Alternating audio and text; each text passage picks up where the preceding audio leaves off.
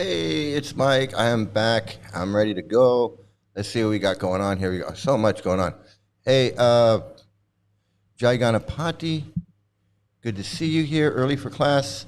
Um, Trying to be on time. Let's see. We got Eliana blowing the nose. Absolutely. We got Sanananda and Nama Om. Oh my goodness, look at that one. Namo Mahabharanyaya. Yeah, I remember that. I remember that one. Oh, look, here we go. This one's appropriate. um, I remember that one too. I could never memorize that. And then let's see, what else we got? We got so many prayers going on. Class is starting now. I think we got, who we got in here? We got Eliana, the moderator. Great to see you here. And we have N. N can't make it. Yes, please like, share, and subscribe. That's always good when you do that. Snoggle didn't get a notification for yesterday's live. Sorry about that. I hope you watch on the replay. Please like, share, and subscribe when you do. Hey, Jeff, good to see you here. Great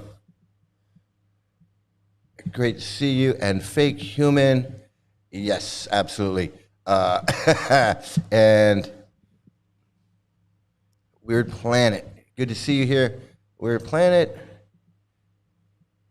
and everybody. Okay, great. And let's get right into it. I want to get right into the opening.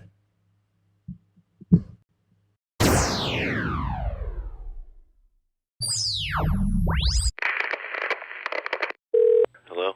Hello.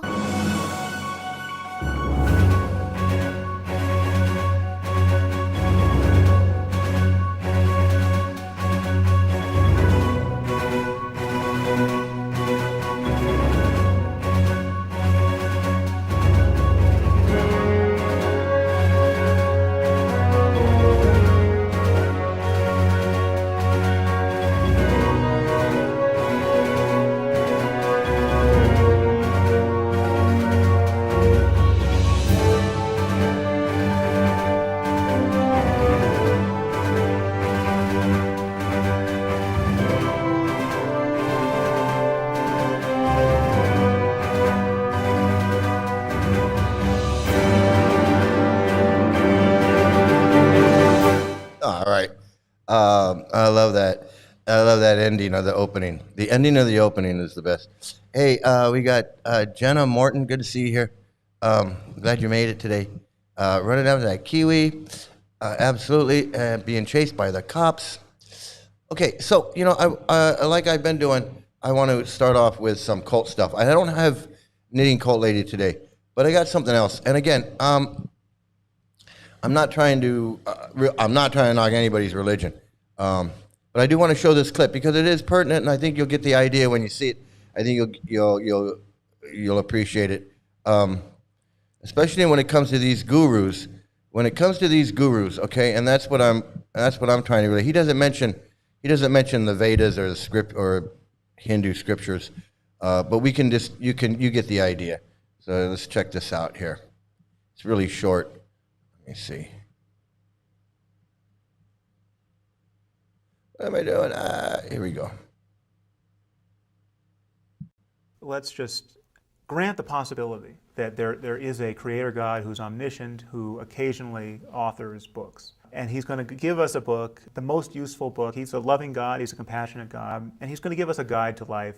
What's going to be in that book? I mean, just think of how good a book would be if it were authored by an omniscient deity. There is not a single line in the Bible or the Quran that could not have been authored by a first century person. There are pages and pages about how to sacrifice animals and keep slaves and who to kill and why. There's nothing about electricity, there's nothing about DNA, there's nothing about infectious disease, the principles of infectious disease. There's nothing particularly useful, and there's a lot of Iron Age barbarism in there and superstition. I mean, this is not a candidate book. I mean, I can go into to any Barnes & Noble blindfolded and pull a book off a shelf which is going to have more relevance, more wisdom for the 21st century than the Bible or the Quran. It's really not an exaggeration. Every one of our specific sciences has superseded and surpassed the wisdom of Scripture. From cosmology to psychology to economics, we know more about ourselves than anyone writing the Bible or the Quran did. And that is a distinctly inconvenient fact for anyone wanting to believe that this book was dictated by the creator of the universe. So when I came across that video, because I've said that, if any of you that have been watching me for a while know that I've said that on a couple occasions, that there's nothing in these Bhagavatam or Chaitanya Charitamrita or Nectar of Devotion or any of Prabhupada's books other than just mythology. There's nothing in there that has anything to do. It's just story and mythology, fantasy stories. And even the Bhagavad Gita, takes place on this battlefield. But Krishna and Arjuna and all these people, these characters, none of that is real. But it's so much interesting. Some of the stuff that the ideas and the philosophies that they had back then, 800 BC or 200 BC or whenever it was composed. It's amazing for its time, and it still can give people enjoyment in reading these things. But as far as like the Bhagavatam goes, or any of Prabhupada's books that he has translated and then given his commentaries on, that stuff's not worth anything. It doesn't apply to anything. It makes no sense. And I've said, there's so many other books that you could go in to a bookstore or a library and pull off the shelf that you could actually get, like Aesop's Fables. Aesop's Fables are going to teach you something. You're going to learn about human emotions and how the brain works, and not to jump to conclusions and not to take advantage of. It's just all kinds of things that you can learn from Aesop's Fables. But you open up a Krishna book and you can't learn nothing. There's nothing in there to learn. There's nothing. So in that sense, I agree with this guy 100%. These books, they're fun. Just like so many books can be fun. You can read them, including the Bible or the Quran or other scriptures, whatever. You can enjoy it for the historical aspect, archaeological aspect, sociological aspect. There's a lot of reasons to get into his study and read, but in my point of view, to take it as the literary word of God has been written, dictated from God himself to some person that's I just okay. So I want to get on the next one. And this goes along the same lines, and really, because what I'm trying to emphasize is the scam element of this cult. Because this cult says, like all those knuckleheads that are saying, well, I was a Christian, I was this or I was that, and I didn't have any answers. But I came to Krishna, and now I got all. You don't have no answers. You don't have no answers to nothing. You're no better off. You don't have more information. You don't have any confidential knowledge of the Supreme or knowledge of this or that. It's all bull. It's all bull. It's all bull. So here's another one. Along the same lines. You're right that science has made many things more comprehensible to us, and it's explained things that religion used to take credit for. In other words, now we know there's a germ theory of disease. Diseases are not curses or revenges from heaven. Same with earthquakes and so on. The stuff they used to teach us, and many of them still do, is nonsense. But it's also taught us, just in my lifetime, an enormous amount more about how little we know. We're much, much more ignorant than people who lived before Galileo. Because we have now an increasingly large idea of the fantastic expanse of the unknown. That's precisely the moment at which to say that skepticism is what's necessary. Inquiry, debate, doubt. Where's faith in this? Where's the usefulness of faith there? There's no use to it at all. Socrates, who, as far as I know, existed, but may well not have done. It doesn't matter to me. No one will insult me if they say, Socrates, your great hero, didn't exist. Try it on a Muslim. Try it on a Christian. Their prophets didn't exist. Or he brings up two good points, but one point, that last point that he brought up is something that I was talking about, I think last night or the night before. I was saying about the six Goswamis and this Chaitanya. I'm not convinced that these people existed, and if they did exist, I'm not convinced that they did what they say they did. And and that's it. And like he said, people are offended by that. People are offended if you say that. But you know what? You could say, like he said, Socrates, or Plato, or Aristotle, or Isaac Newton, or you could say Einstein never existed. You could say Einstein was fake. He never existed. He wasn't a real person. It doesn't. It's not going to matter. It's not going to matter.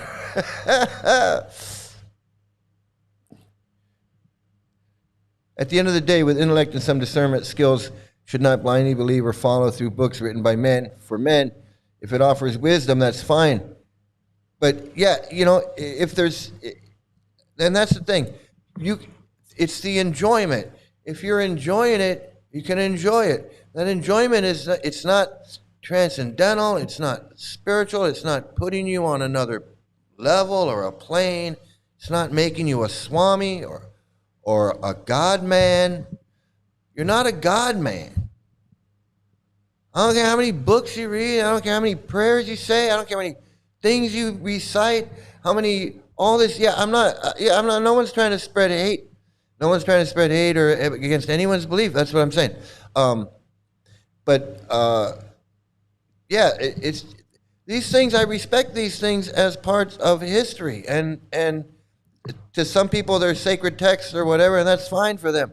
But when a cult uses them, like ISKCON does, just like someone like Jim Jones uses the Bible to create a cult, get them into South America, and then they all die because he's a nutcase. He's just using the Bible for his own purposes so he can grandize himself, get these people to follow him, and whatever. That's what I'm talking about. That's what I'm talking about. I'm not hating on a race of people or hating on somebody's religion, Hinduism or anything like that. And nothing like that at all. So that was this guy. So we got these two guys. Now I wanted to get back to this woman because she talks about growing up in a cult, and especially from a woman's point of view. Proof is in the pudding. If people live truly happy and fulfilled lives, they're in the right path. Unfortunately, everyone that follows this religion, they're all miserable. And I would imagine there's some people that would say, well, I'm not really miserable. I'm not really miserable, and I'm okay, whatever. And so what they're doing is they're discounting all the trauma and abuse and everything that's happened to everybody, all these other people, which is really evil in itself. It's like, well, all these people were harmed, these children were harmed, and women are harmed, and you have horrible teachings, and racist teachings, and sexist teachings, and child marriage, and all this stuff. But I'm having a good time. Don't interrupt my good time. Don't interrupt I'm having a good time. How dare you? How dare you get on the internet and talk about how horrible, all the horrible things that this cult has done while I'm having a good time? That's what they're saying. That's what they're saying. They're saying, I don't care about all the trauma and children and women and suicides and scamming and gurus leaving with women and money and all of this stuff and gurus protecting pedophile and child. I don't care about any of that. I'm having a good time. I'm having a good time. What kind of person is that? What kind of friggin' person is that? What kind of person? What kind of sick fucking person does that? Hijacking someone's religion. You know, just hijacking someone's religion and then scamming a whole continent, a whole subcontinent, a whole just straight up conning people based on a religion that you're just freaking using for your own purpose to scam and live like white Hindus running around molesting kids, marrying little girls off, worshiping each other around the clock. That's all they fucking do. It's a cult of guru worship. And so it gets me back to this woman who talks about how these people, these women and minorities or whatever, people who are being abused are happily in a cult. So she's got a lot of great things to say. So I'm back to her. So I'm back to her again, because you know a lot of you out there, you just gotta come to your senses, realize that you are in a cult. I know it's hard. It's hard. It's like, I know I'm in a 5,000-year-old tradition. It's Prabhupada is a pure devotee, and is a Sampradaya, and it's a Parampara, and Lord Chaitanya, and the 6 Goswamis, and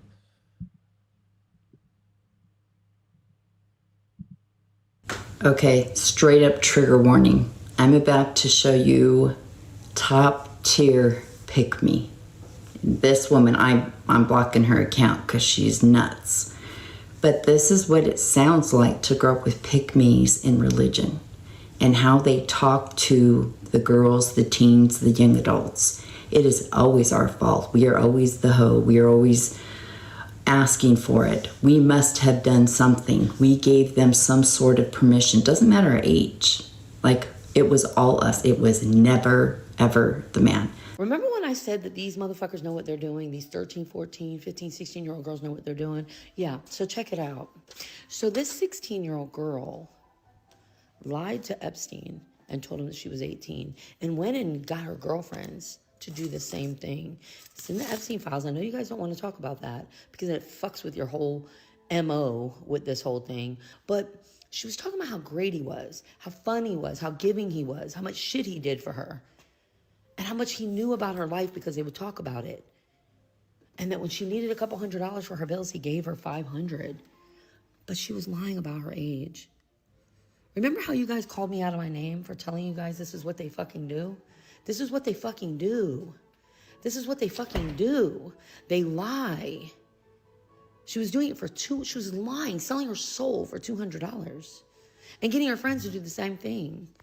But I'm the problem, right? That's another thing. You let 16-year-olds have jobs. You let 16-year-olds drive cars. You let 16-year-olds babysit little kids. But you're telling me these same 16-year-olds can't lie to a grown man to get what they want out of him and not be held responsible? You better get the fuck out of here. So we're still standing on business that the 16-year-old that lied got her friends to come. They all were doing it, lying about their age to my boy Jeff, telling him that they were 18 to get these $200 for this massage. Keeping it going, even when my boy was saying, hey, if you don't feel comfortable, nah, I feel comfortable. I'm 18, I feel comfortable. Let me get them $200. Y'all still standing on business that this person doesn't have to wreak any responsibility? She's getting... So I think about, let me get over here. I think about all these women, when I show you these women that are preaching, all these women that know that these gurus like Lokanath Swami and Bhaktivedmo Swami and all of these Swamis, there's so many you can't even keep up on it. They know these guys are out there doing it. They know that they're molesting these girls. They know that they're molesting, some cases they're molesting boys. They know it, and this is how they think. This is how they think. All these women are less intelligent. Women, they wanted it. They're lustier. It's the women's fault. It's the little girls' fault. They're not even women. They're the little girls. Like my daughter, like everybody's daughter. There's a girl that was right behind the stage, and then married off to India. Her mother was thinking the same thing. How dare you? What were you doing to get raped? You must have been doing this. You must have been doing that. Hey, Paz, how you doing? Good to see you here, Paz.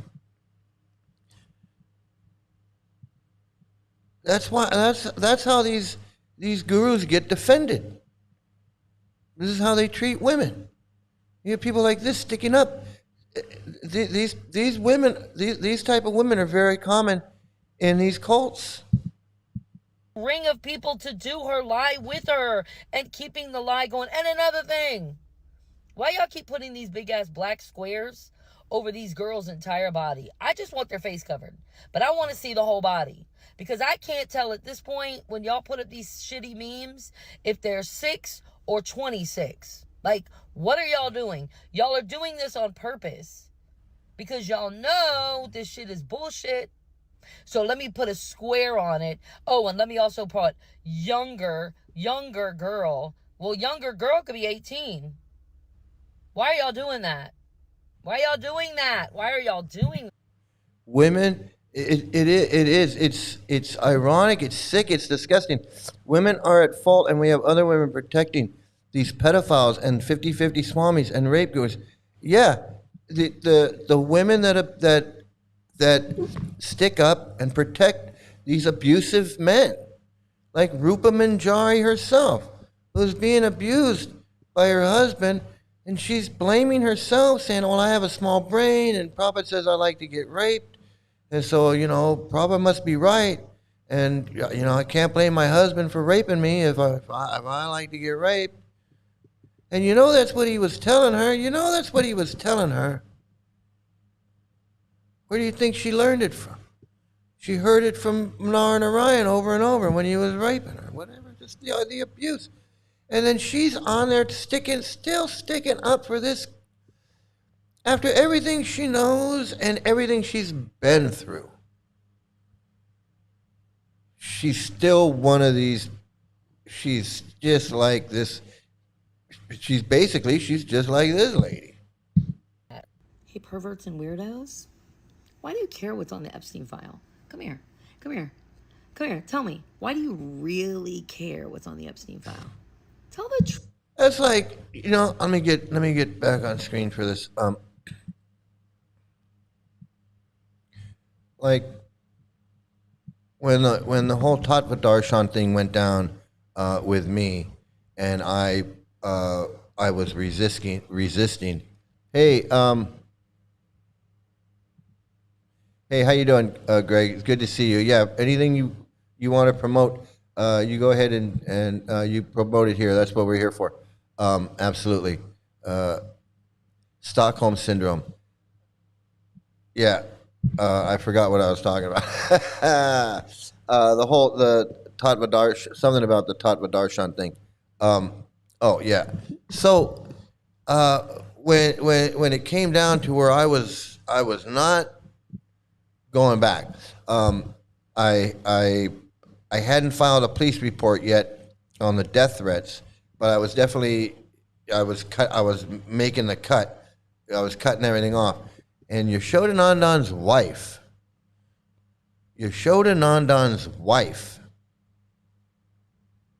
emailed me. Like, he gave her my email address. And she wrote me this big, long email about how they went to Tattva Darshan's farm, and he was the greatest guy ever in the world, and he would never abuse any little girls, and I was being unreasonable, and Tattva Darshan is just the greatest guy ever, and everybody is just the greatest people ever, and I didn't know what I was talking about, and she's not even a devotee. She's not even a devotee. She's just Yashodanandan's wife. I mean, she wasn't an initiated devotee. She didn't have a spiritual name. She wouldn't have a guru. She wasn't following any regular principles or anything like that. But she's gonna preach to me about how she knows that Tattva Darshan is not a pedophile, even though everybody knows he's went to jail. There's no question about it. It's just ridiculous to even be having this discussion about Tattva Darshan. But no, she feels that she's gonna email me. She's gonna tell me. She's gonna stick up for this guy. This woman who should have motherly instincts for little girls, for 12-year-old girls, or for the 12-year-old girl that was in the hotel, or that was in the hotel room with Tattva Darshan. She should be thinking, what about that 12-year-old girl? No. Her attitude is, well, no, the girl was old enough, and, she was a prostitute or whatever, and he's a married man, and he's got a farm, and, cut him some slack, and he didn't really was doing anything wrong.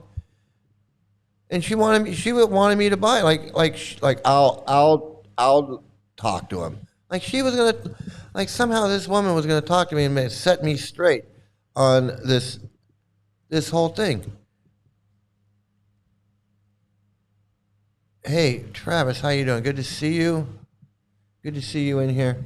So I want to hear a little bit more from this. Tell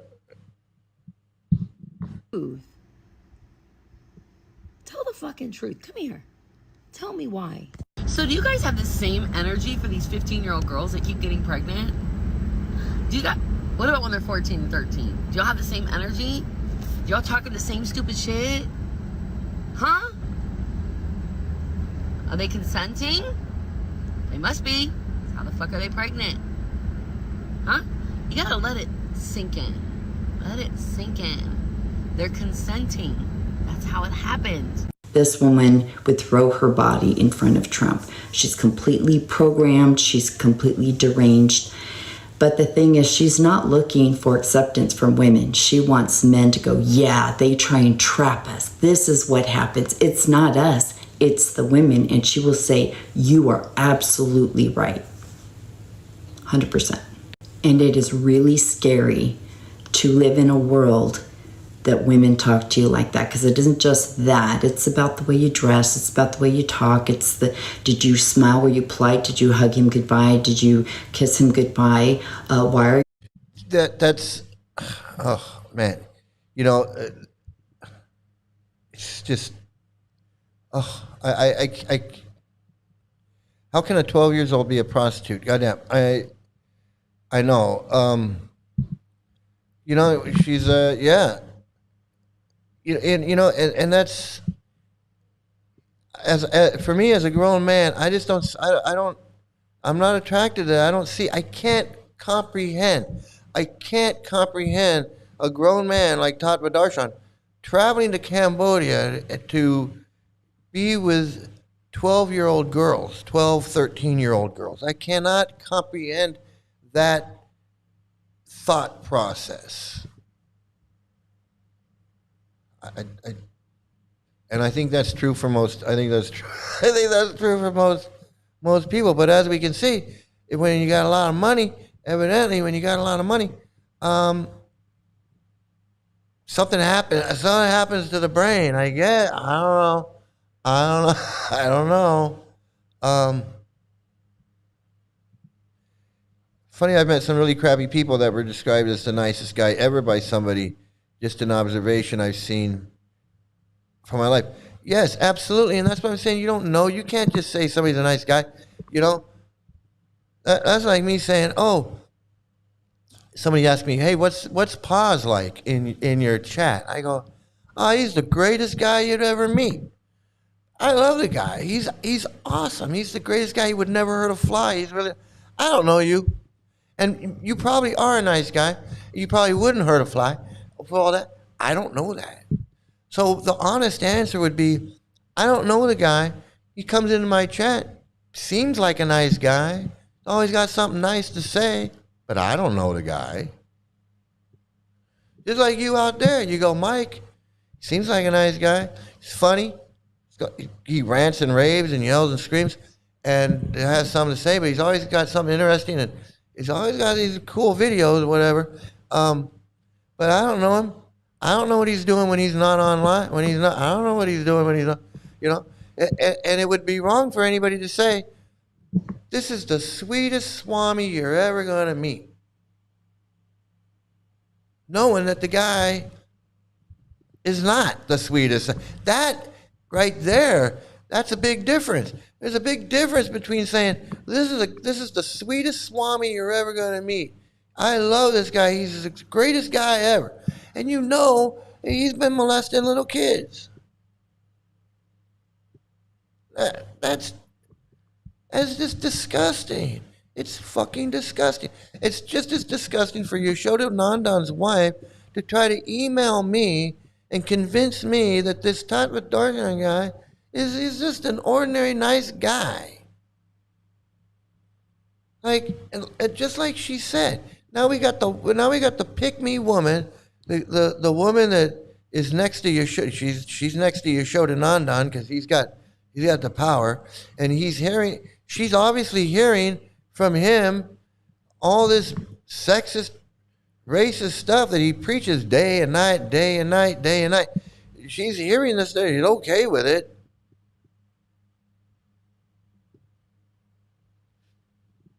That's why I was saying, you can't just hang out with this cult. Like, there's no hanging out. People are like, well, I am going to hang out. No, there ain't no hanging out.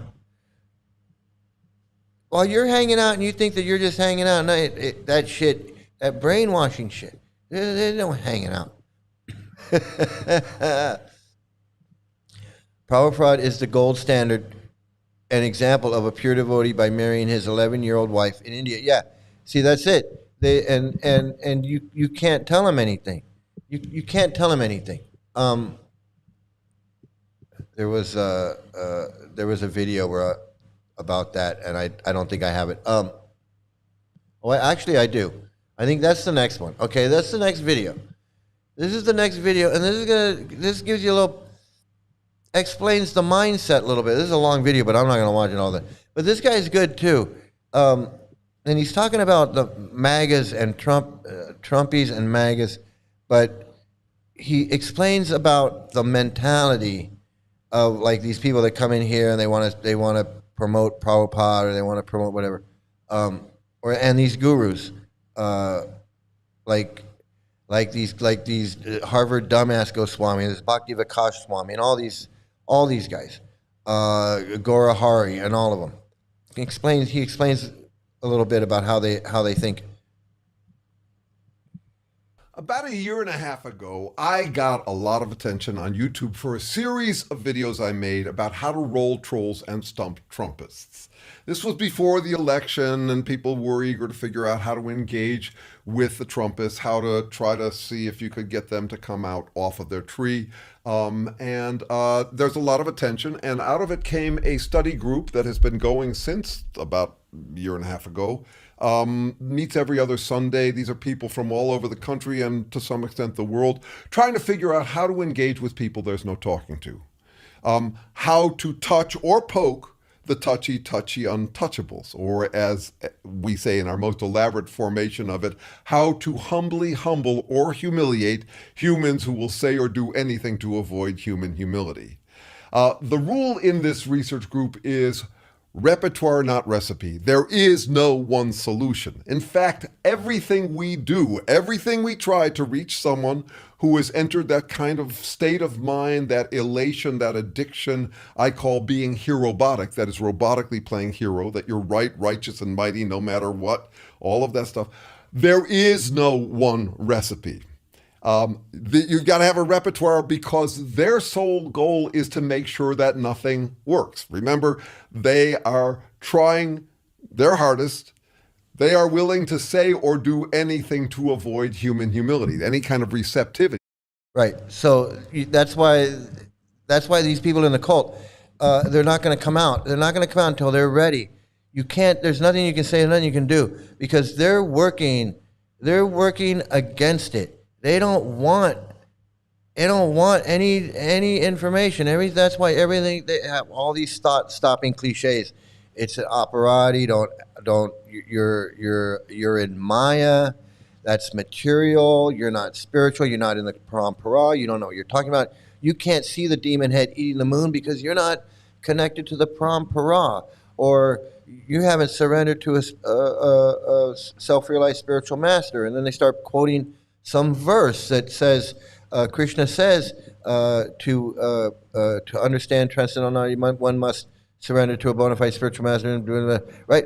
They got a verse for everything. They can shut down everything immediately and avoid having to face the fact that there is no demon head eating the moon or any of the other nonsense. They're everything that they have is working to stop you or me or any of us from making sense. Like with Paz's brother. There's nothing Paz can say because Paz's brother is working 24/7, everything against it. So as soon as he says, well, what about this? Oh, you're in Maya. That's Maya. You don't understand Prabhupada. Prabhupada's a guru.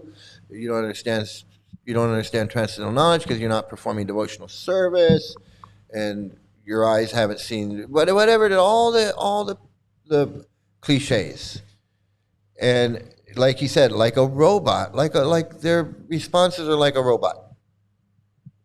They are, technically speaking, absolutists, meaning that they are absolutely or dissolved away from any kind of influence. They are incorrigible, literally uncorrectable.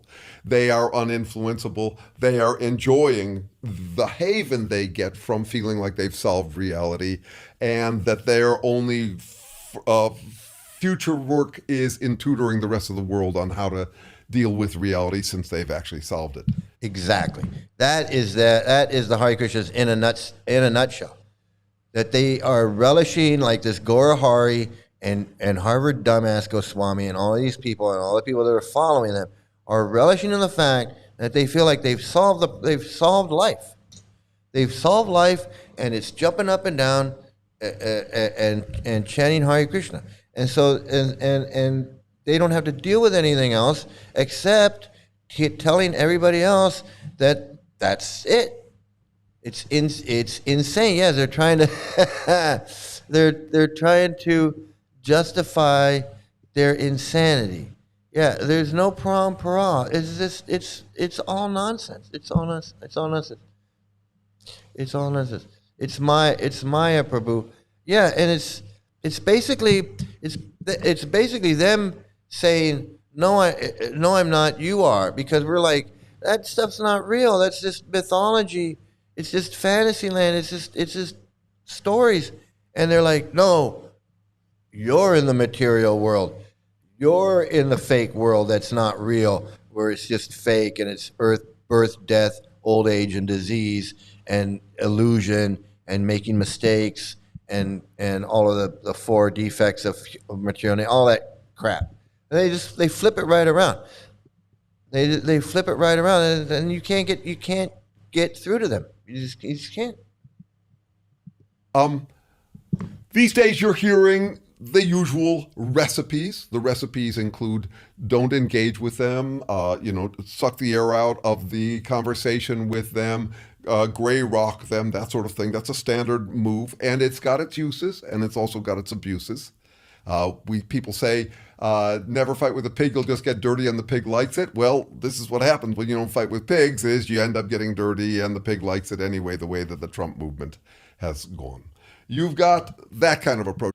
And that's it's interesting because that's kind of what I was saying with Paz when he first mentioned that his brother had joined this cult, and he was explaining to me, like he's in and he's going to go to India, or he's going to India or whatever, and he's going to come back, and I said, if it was me, I would say this. Now it is confrontational, not everybody, can be confrontational like that. But this is if it was me, this is what I would say. And it was like something confrontational, like, why do you leave this stuff, or this stuff is, you're crazy, whatever. But I was like, immediately, my attitude was like, take it right to the edge, push it right to the edge immediately. And Paz's reaction was, no, because I don't want it to get worse. And I said, it's already worse. It can't get any worse. if he's already in 100%, then what's going to get worse? And because he never got pushed to the edge and had to confront reality, because that he never got that. Now where are you? Now he's in India milking a cow, and that's what he's saying. If there's a lot of different approaches, and one approach is, don't do anything. Let's just wait it out. And it's like sometimes you wait it out. What happens? Now he's 110% in. So that's that. I just wanted to bring that up because not everybody. It's a touchy subject, especially when it's your loved one. Or it's, you don't want to push them away more because you don't know how far they're gone. But I know how far. I don't mean to laugh, but I mean I know when you tell me, hey, he's in India milking a cow. I know he's 100% in. So that's this guy. So now,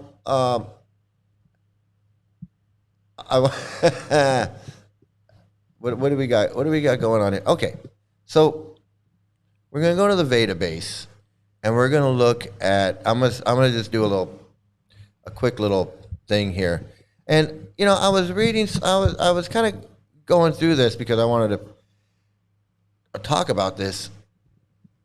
And I can't read too much of this at one time. It's just too culty, it's too brainwashy, it's too manipulative, and I don't want to be the cause of somebody, me. I don't want to get back into it. Not that I don't want to get back into it, but I don't know. I feel like I don't want to expose people to this, like.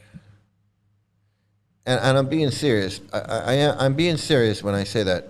So I'm going to read a little bit. I'm not going to read a lot of it word for word. I'm going to kind of like just talk about it, because when I start reading it word for word, it's too culty, and I don't recommend anybody else out there to start reading it. I mean, you can go to the Veda base and you can go look, and you can look stuff up. I recommend you do that. Go look stuff up on the Veda base.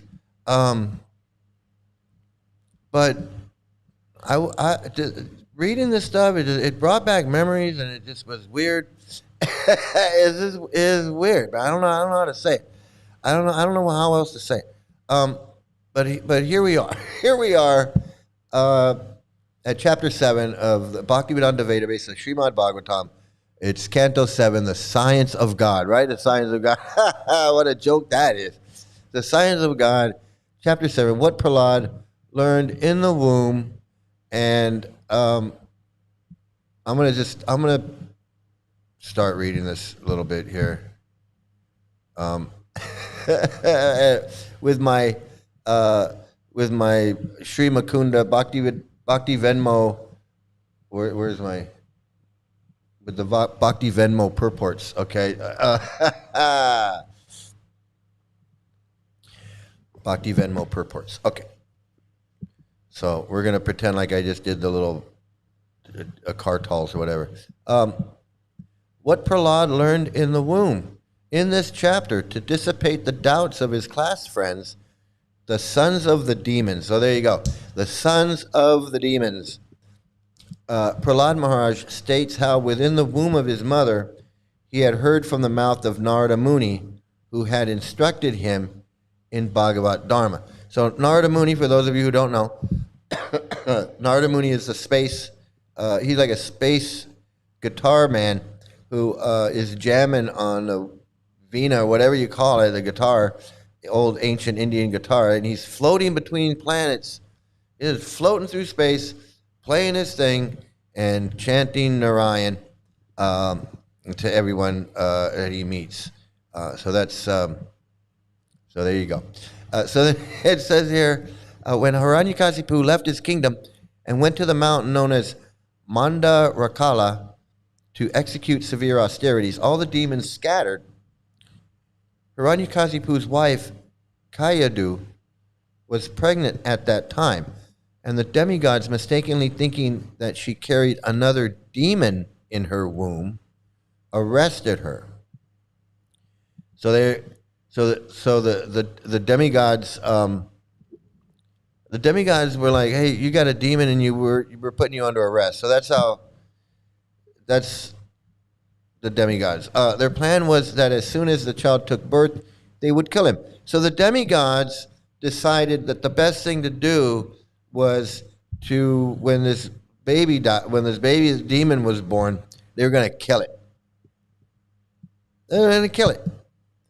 They hadn't done anything yet, but it's a demon. They know it's a demon, so they're just going to kill this baby as soon as it's born. While they were taking Kayadu, and what is a demon? Demons are just people that don't want to chant Hare Krishna. You got to remember that's when they're talking about demons, they're just talking about people that are not chanting Hare Krishna. In their minds, remember, in their minds, we're all demons. We're all demons. And I remember the Hare Krishnas telling me that my mother and father were demons. We're demons. Because they don't follow the four regulative principles. Well, they're eating meat. Your dad drink beer. Your mom smokes cigarettes. And they go to Vegas. Yeah. And I'm like, so I'm supposed to just think they're demons? I mean, is there another word we can use? Is there another word we can use to describe them? It's not a demon? Okay, so, and they're like, no, we're going to use the word demon because that's what they are. So it says here that while they were taking Kayadu to the heavenly planets, they met Narada Muni, because he's in outer space, who stopped them from taking her away and took her to his ashram until Hiranyakasipu's return. Okay, so now it gets a little funny, right? Now, so here you go. Now here it gets a little funny, right? Because it says, so Narada Muni took Hiranyakasipu's wife to his ashram. In Narada Muni's ashram, Kayadu prayed for the protection of the baby in her womb, and Narada Muni reassured her and gave her instructions on spiritual knowledge. Now, I'm not so sure that Narada Muni was supposed to have a pregnant woman in his ashram. It's not something that a saintly person like Narada Muni should be doing. But there's always these exceptions. So he says, taking advantage of those instructions, Prahlad Maharaj, although a small baby within the womb, listened very carefully. He says, any person in the bodily conception of life is pure and can receive transcendental knowledge. This transcendental knowledge is devotional service. And Prahlad Maharaj, while living in the womb of his mother, received instructions in devotional service from Narada Muni. Any person engaged in service of the Lord through the instructions of a bona fide spiritual master is immediately liberated, and being free from the clutches of Maya, he is relieved of all ignorance and material desires. Okay, so right there, it says, any person engaged in service of the Lord through the instructions of a bona fide spiritual master is immediately liberated, and being free from the clutches of Maya, he is relieved from all ignorance and material desires. So what happened to all these gurus that were instructed by Prabhupada,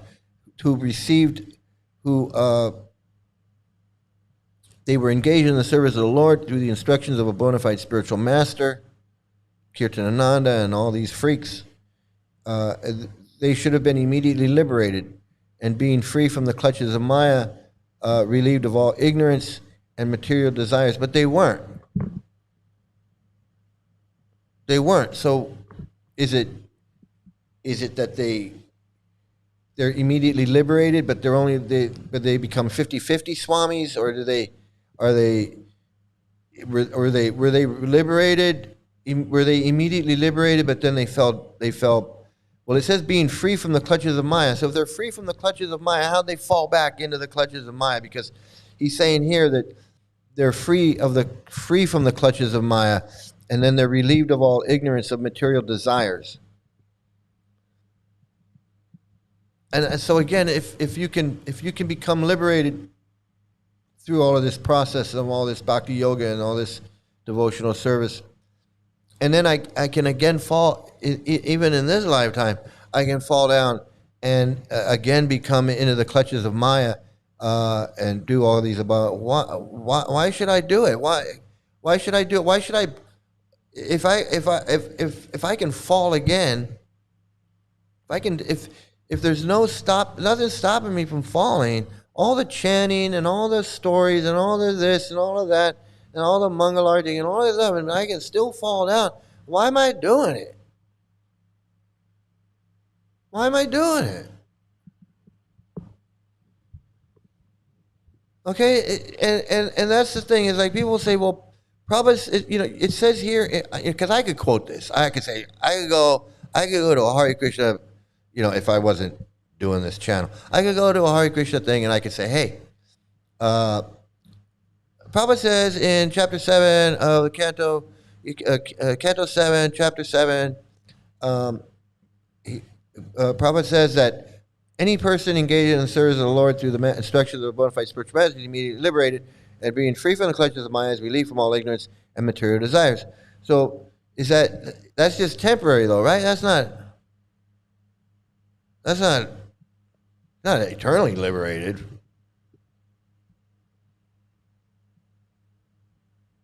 Or say, well, what happened to these guys that got instructions from Prabhupada and then immediately fall right back? So then they go, well, there's another verse.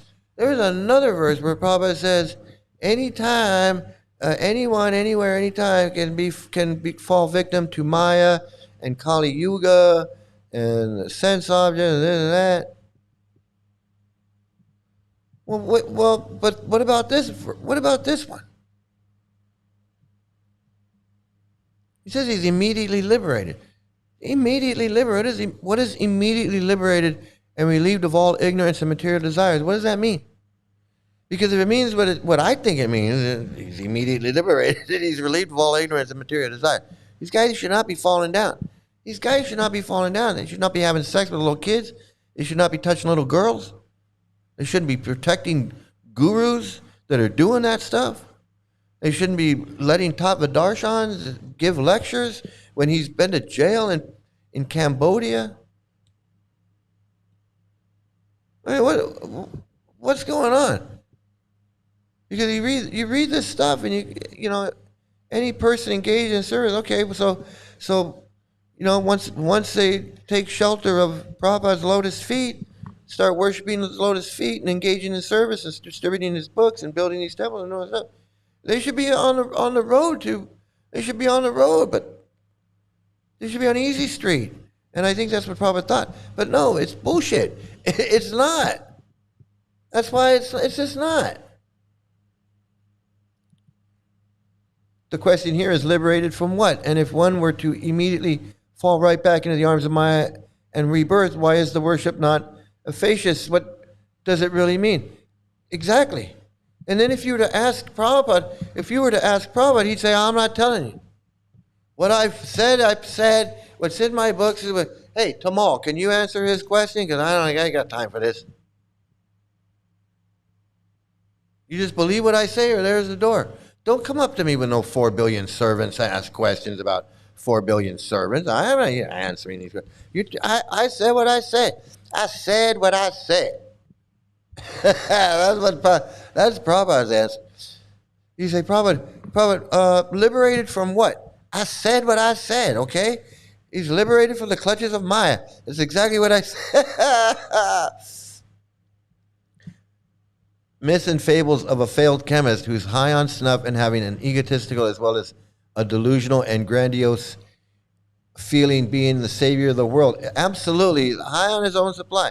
He is the original Gaurahari. He's the original Gaurahari. Sitting there chanting away, thinking that he's so powerful that he can turn these hippies into these pure devotees that are free from the clutches of Maya and relieved of all ignorance and all this stuff. Yeah, little did he know. And that's what I'm saying. Like, Prabhupada put this in his books. He believed this shit. I truly believe that Prabhupada believed a little bit of his shit. He believed a little bit of his Kool-Aid. He drank a little bit of his Kool-Aid.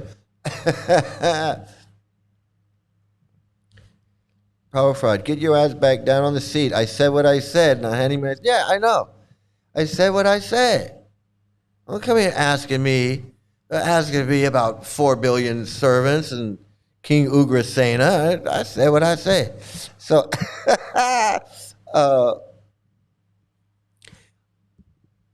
okay, we'll continue on here. We'll continue on with the 7th canto here. So first of all, we already got from the first part that demigods have no problem killing. They kill demons all the time. They don't have a problem killing demons. Killing demons, no big deal. In fact, they were going to kill Prahlad. They said when his wife when she gives birth, we'll just kill the kid. It was Indra. It was Indra. Indra is the king of heaven. So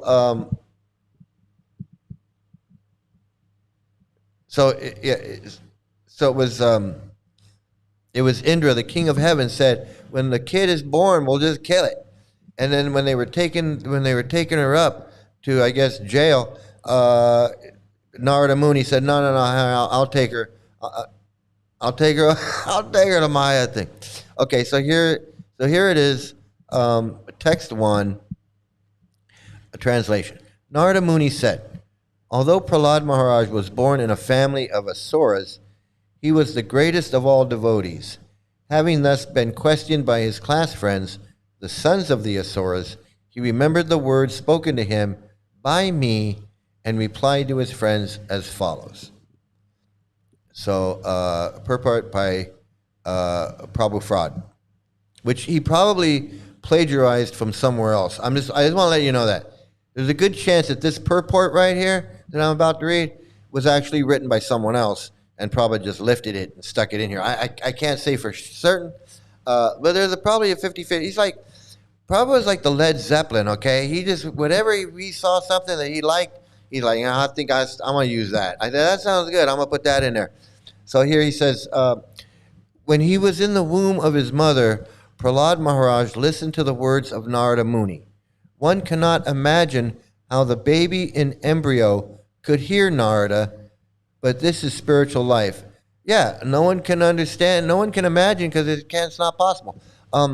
There's no ears to hear it. Okay, anyway, progress in spiritual life cannot be obstructed by any material condition.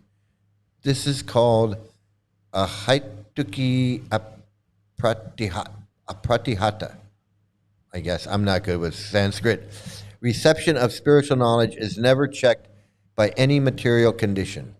Thus, Prahlad Maharaj, from his very childhood, spoke spiritual knowledge to his class friends, and certainly it was effective, although all of them were children.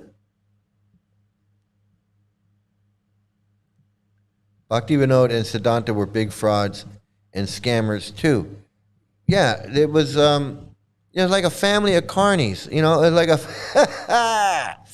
a family of carnies.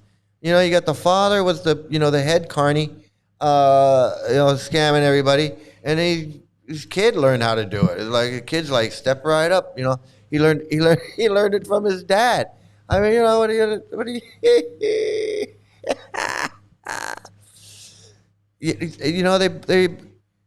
you the dad is forging scriptures, and the son is like, I can do that. I can do that too.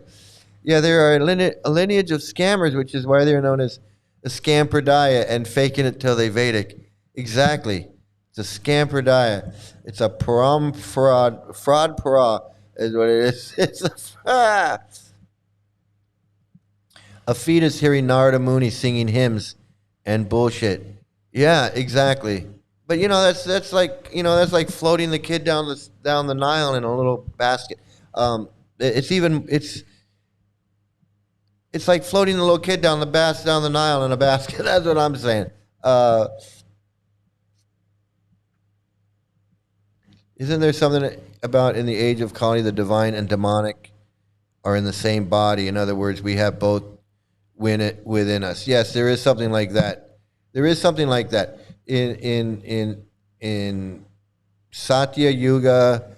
The demons and the demigods were in different universes, and then in Treta Yuga, they're in the same universes, and then in the Dwarpa Yuga, they're on the same planet, and then in Kali Yuga, they're in the same body, something like that.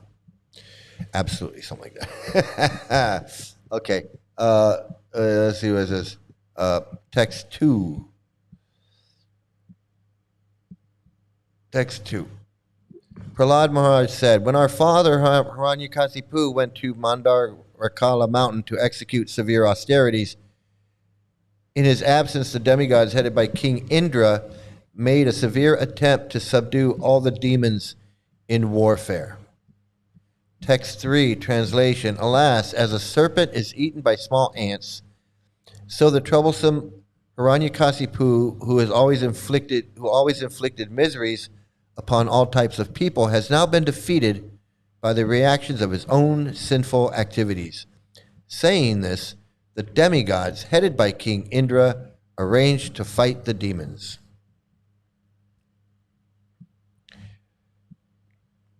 Text 5. 4 and 5.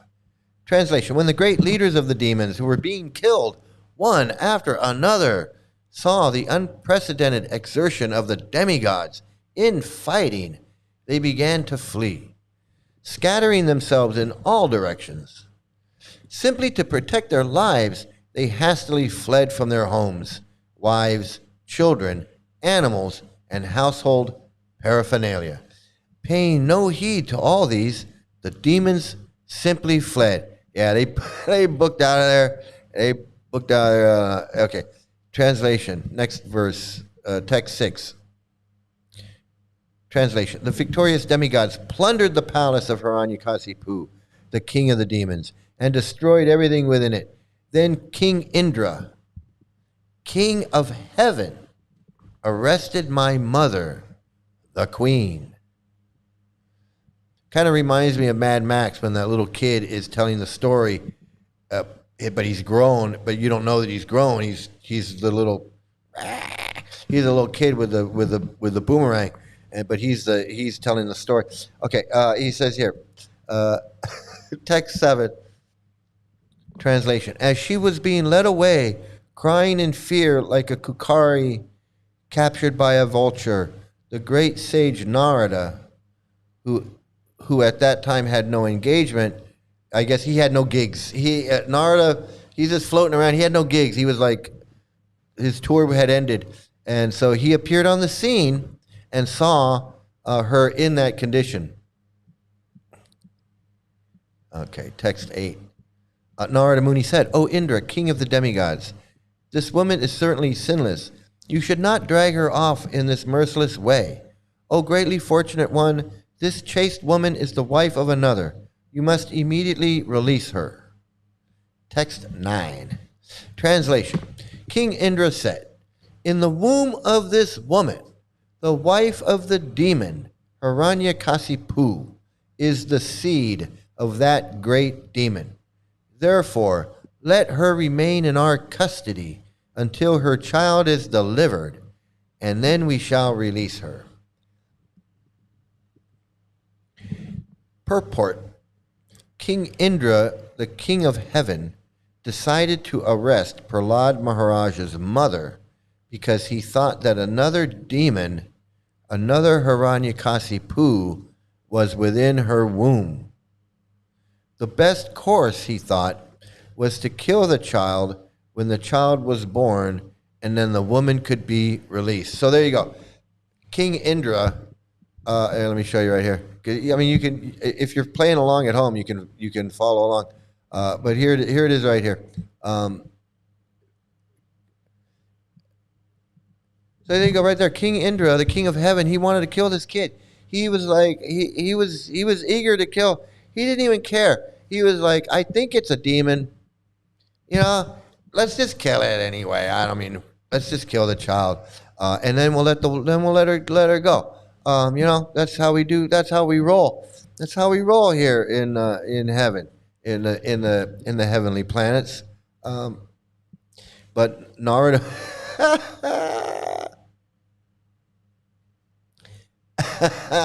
So here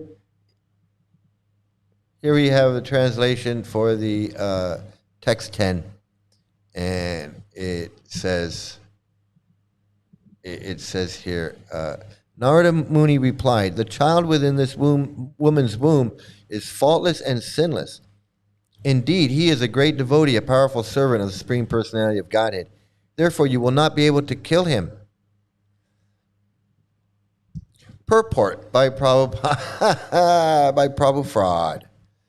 He says, there have been many instances in which demons or non-devotees, so a demon or non-devotee is, there have been many instances in which demons or non-devotees have attempted to kill a devotee, but they have never been able to destroy a great devotee of the Supreme Personality of Godhead. The Lord promises in the Bhagavad Gita, my devotee shall never perish. This is a declaration by the Supreme Personality of Godhead that his devotee cannot be killed by demons. Prahlad Maharaj is the vivid example of the truth of this promise. Narada Muni told the King of Heaven, it would be impossible for you to kill the child, even though you are demigods, and certainly it would be impossible for others. So they definitely wanted to kill this kid as soon as he was born, with no trial, no evidence, no hearing, no anything. They were just like, your dad's a bad guy, so we're going to kill you too. So here we go with, and this is Vedic. This is the Vedic system. This is the Vedic system. If we don't like your dad, then we're going to just we'll kill you when you're born. We'll just kill you. You're a demon. So this is the Vedic system. If your dad's a demon and you're declared a demon and the son of a demon, but you're not born yet, they can kill you. I mean, it says right here, unless Narada Muni shows up. If Narada Muni's not on tour, he can come and rescue you. But other than that, man, you're on your own. So then it says, text 11.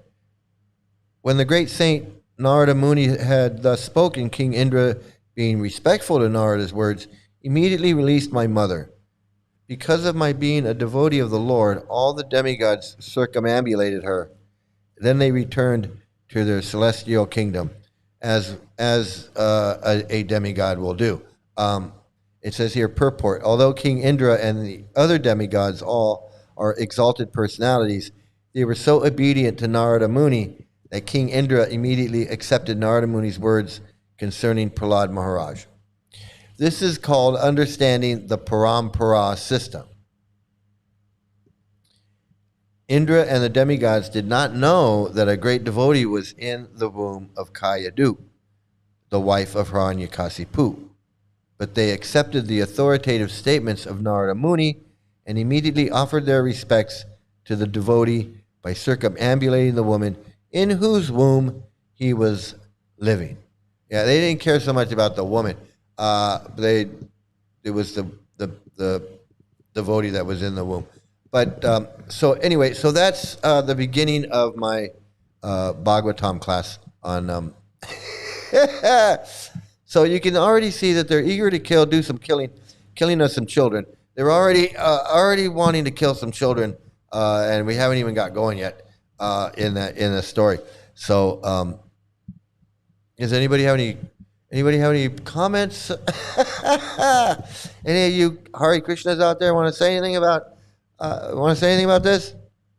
You got any comments about this child killing that they want to do on Prahlad? He hadn't done anything wrong. I mean, he's actually a devotee, but they don't know. They just want to kill him. They're like, well, let's kill somebody. Can we? let's kill somebody. Okay. So now I want to show some more videos and I think this is important, man. We gotta humor is important. Humor is important because they don't know how to handle humor. They know how to handle everything else. You know, the arguments, the debating. They can handle all that. They can handle like the philosophical debates. They can handle the that's why they come in. The first thing they want to say to me, first thing they want to say when they come in and challenge me is they want to say, the first thing they want to say to me is, do you believe in God? Because see, that's something they can debate. They can talk. They don't talk about that. Do you believe in God? Do you believe in Jesus? What about Jesus? They want to argue about something they want to argue about. They want to get into, it's not a religion. It's not a religion of some killing and sacrifice. Yeah. It's a death cult. It's a death cult. If there's no, how into it are you if you won't kill somebody? Are you really that dedicated? If you're not willing to take someone's life, how can I trust you? I mean, I need to know that you're down all the way. I need to know that you're my ride or die. If you're not ready to throw down for me, then I don't know. I need to know that you're going all the way. I need to know. Is the whole world gone crazy? Am I the only one around here who gives a shit about the rules?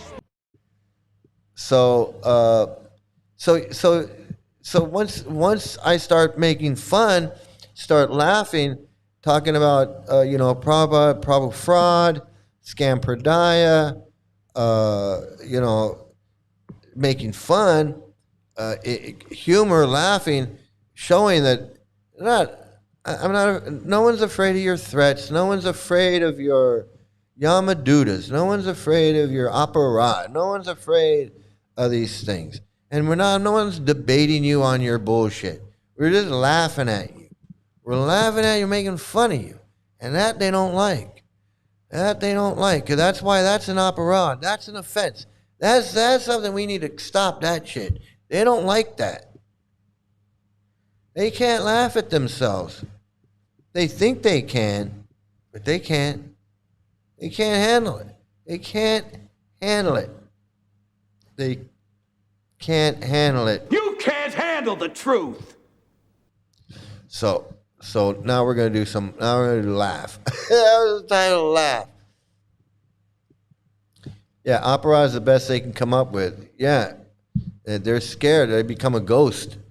Even the gurus are scared. Look at this freak.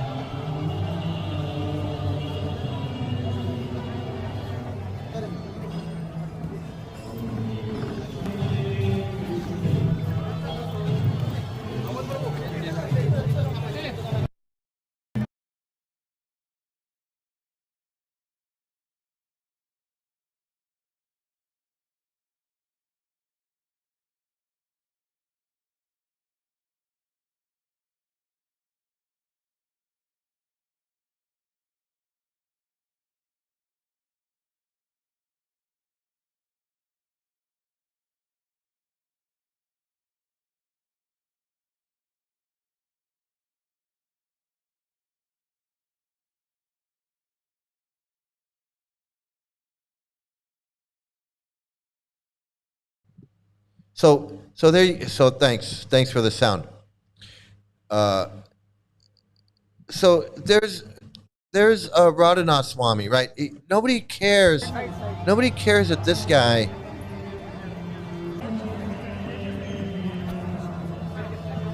Nobody cares that this guy is walking around.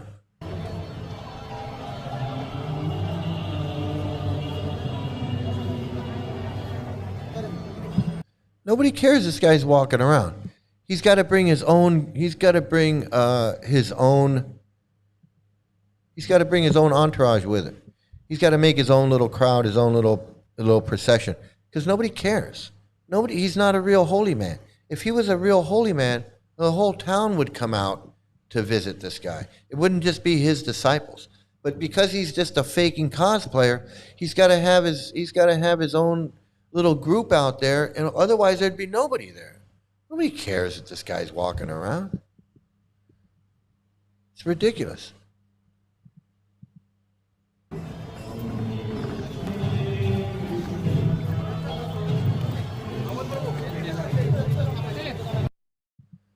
Nobody cares, and they make a big deal because he's got 5 or 6 followers walking around with cameras and all of this, making a big show. He's nothing. He's a faking scammer. It's such a scam, and those people can't see it. He's no holy man. You know, what does he have? The journey home? It's just a scam. It's the scam home. He's been scamming people for the last fucking 50 years. Never done a fucking thing in his life. Just a big fucking scammer. And he can't even, after 50 years of doing this bullshit, this is the biggest crowd he can get. This is the biggest crowd he can get.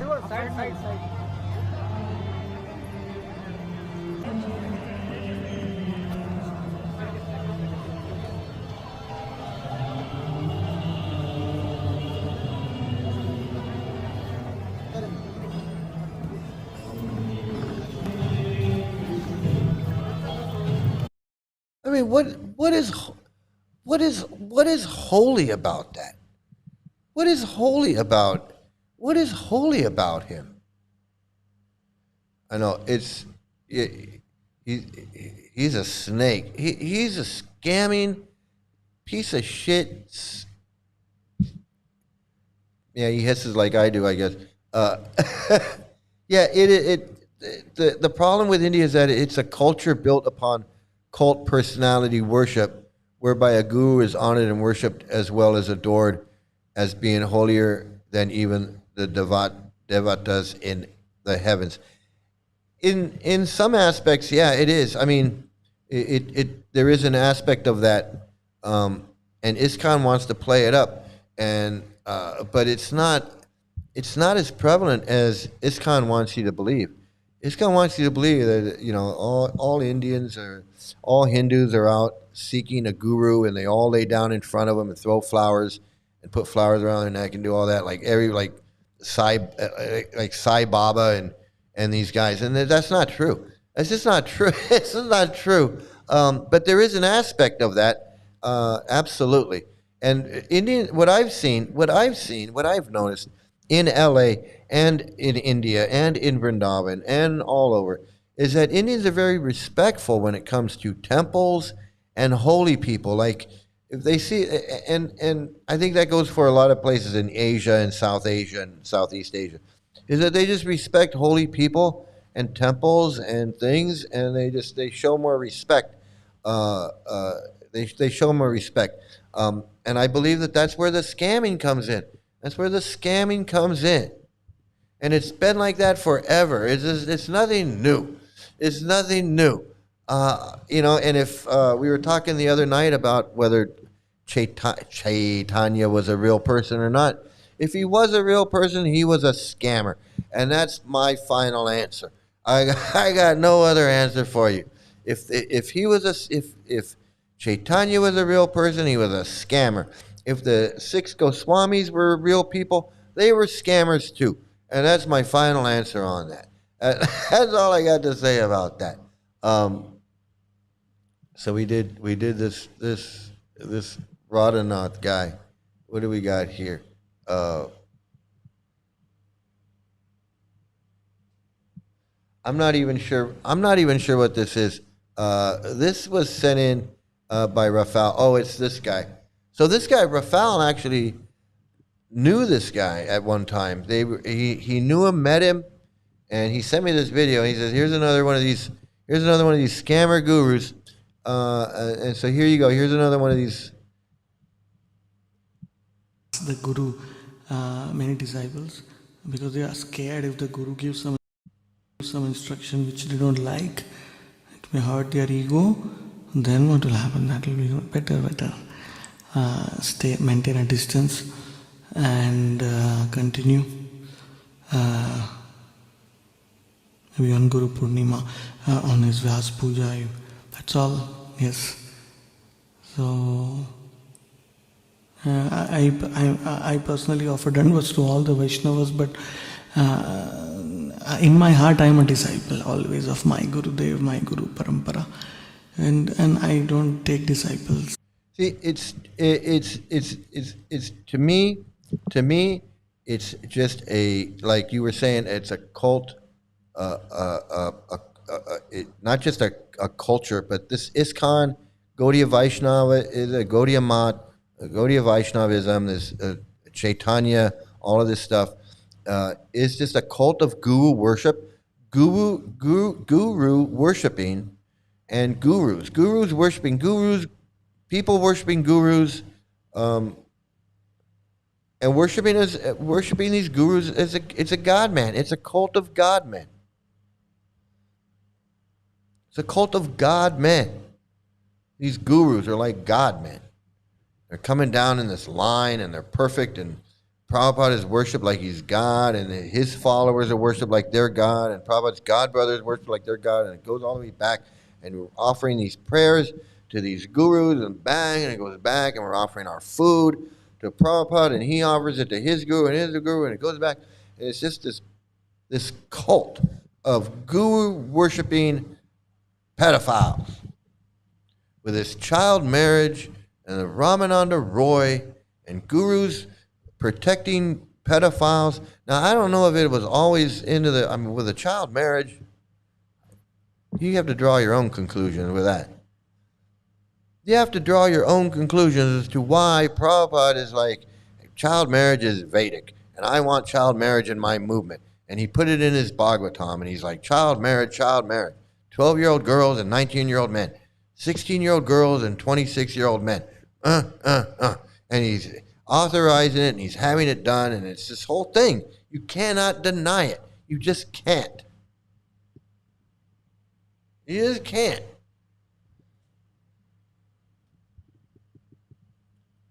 And you got to draw your own conclusions to that. Prabhupada easily could have said, "Hey, child marriage, no, man, that was back then," and no, he could have said, "Oh, that was, just like, oh, that was like you remember, the horse sacrifice, how they used to do the horse sacrifice, and then Lord Chaitanya came and said no more horse sacrifice or whatever."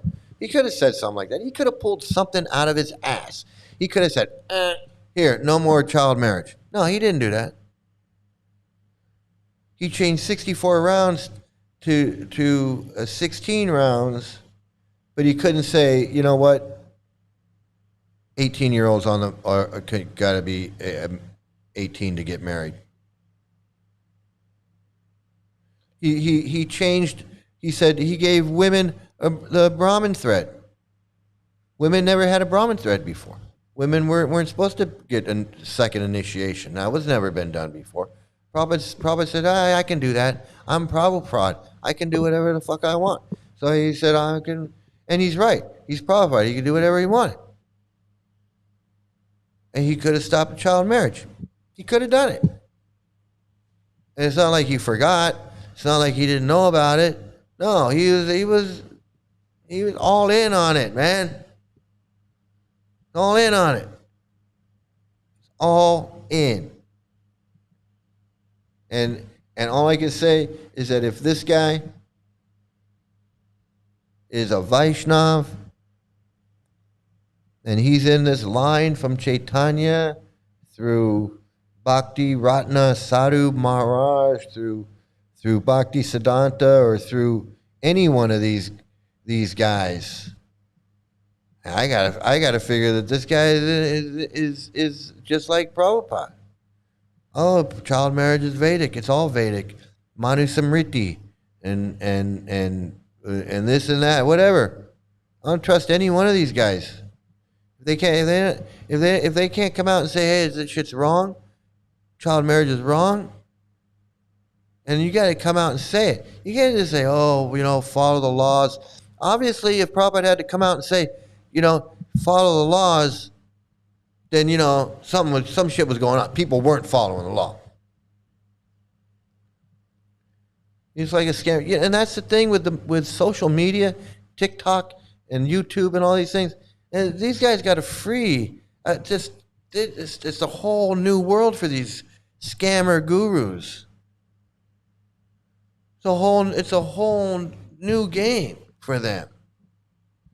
I mean, they're the ultimate influencer, right? These gurus were, influencers. They're like the ultimate ancient influencers that told you what to do, what to say, what to chant, what to wear, what to eat, where to shit, all this stuff, how to shit, how to wipe your ass after you shit, all this stuff. And now they have platforms, web pages, and YouTube channels peddling their shit. This is another Gorahari. This is another Gorahari.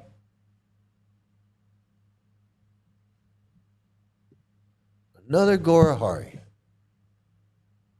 Peddling their crap, man. And so, and so here's the saga of the Three Stooges, right? We have these guys. These are the Three Stooges too now. I'm going to call these guys the Three Stooges because they seem to be hanging out together, and I guess they're god brothers or whatever. I don't know. These guys.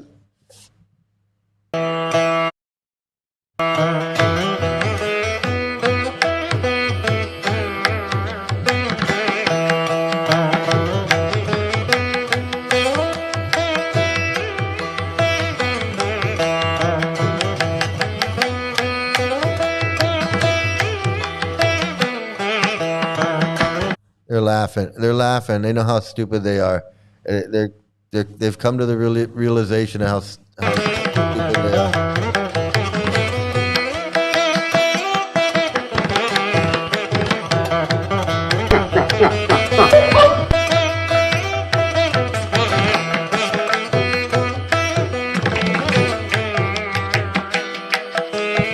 Okay, so those are the three new guys. Hey, Prabhu Nuts. Good to see you, man. Good to see you. Like, share, and subscribe. So those three guys, they're on their just walk away. I know. Just walk away, guys. Just walk away. I know it's hard. It'll be hard at the beginning. Where's my walk away? Here it is. Just walk away. There has been too much violence, too much pain. Just walk away, and there will be an end to the horror. Just walk away. Just walk away, man. Just walk away.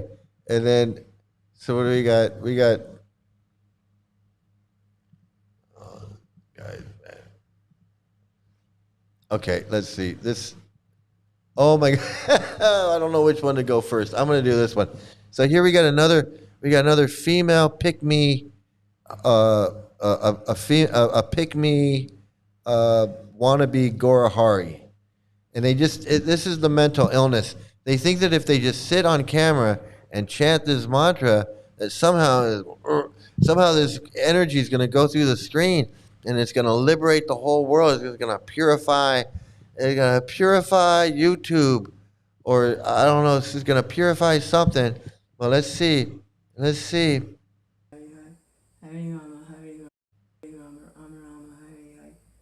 Krishna, Krishna Krishna, Hare Hare, Hare Rama, Rama, Hare Hare. Hare Krishna, Krishna Krishna, Hare Hare, Hare Rama, Rama, Hare Hare, Hare Krishna, Krishna Krishna, Hare Hare, Hare Rama, Rama, Hare Hare, Hare Krishna, Krishna. That's female. That's a female Gorahari. She's a female Gorahari. She's gonna sit there and do that. Krishna, Hare Hare, Hare Rama, Rama, Hare Hare, Yes, so life after the disappearance of Srila Prabhupada. Hare Krishna. Yeah, Hare Krishna. Life after the disappearance of Srila Prabhupada. Krishna.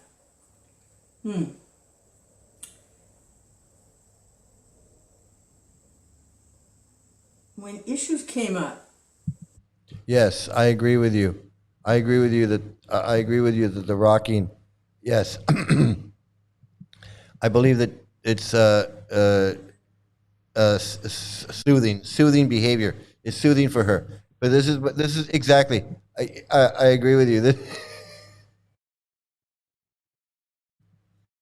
is what it looks like when you spend your whole life in this cult. Absolutely, Paz. Absolutely. Just as mental as can be. It's like 50 years of mental illness. Why aren't these new people researching about all the abuse that this culture is about? I know. Well, that's why they have them isolated. That's why they isolate them, is so that they can't. So that they can't. They got them off in a farm. It's insanity. the president, make this other one the president and send this other one to be a cook somewhere.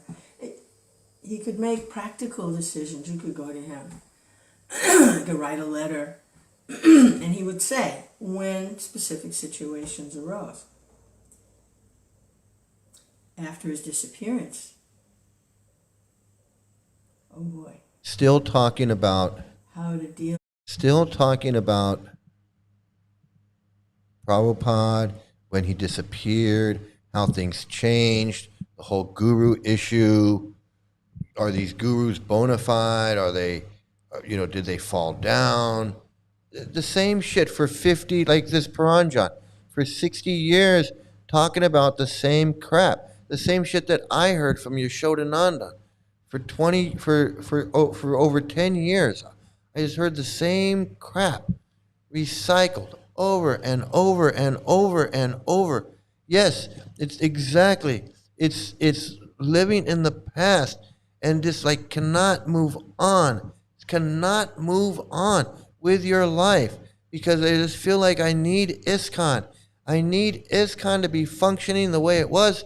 In order for me to function in society, I can't deal with it, and I don't know what to do. I'll go live in Badger, or I'll go live in, I don't know. It's friggin' insanity.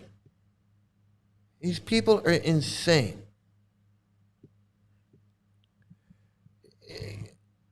And this lady thinks that she's doing something. This is the mental illness, like Gora Hari. I'm gonna sit there and dress up and cosplay in my Krishna thing and my tilak. Everything. Without him physically being present. And I'm gonna preach to people. I'm gonna preach Krishna consciousness to people. So what happens is the different disciples, they try to consult Prabhupada's writings. I'm gonna talk about the old days. Like Al Bundy talking about his 4 touchdowns in the high school. In the high school game, man.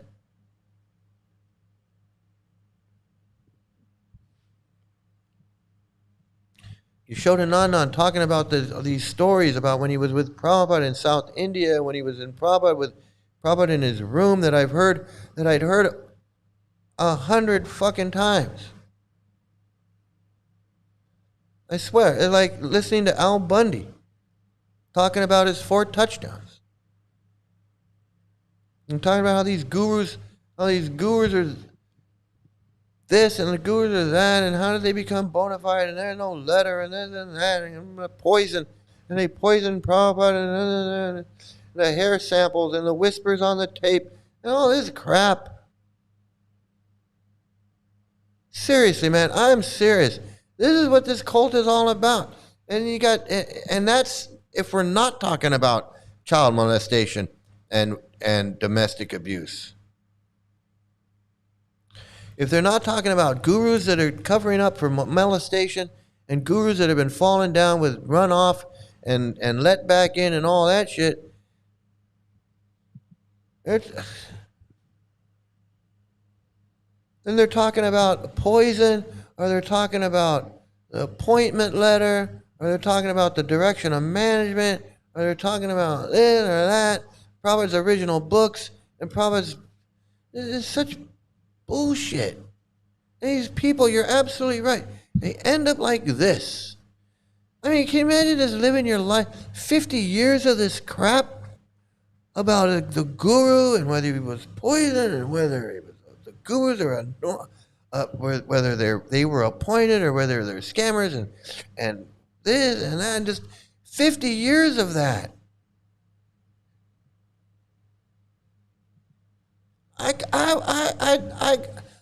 After 10 years of listening to this shit, I was tired of it. I was like, initiate my ass and let's move on.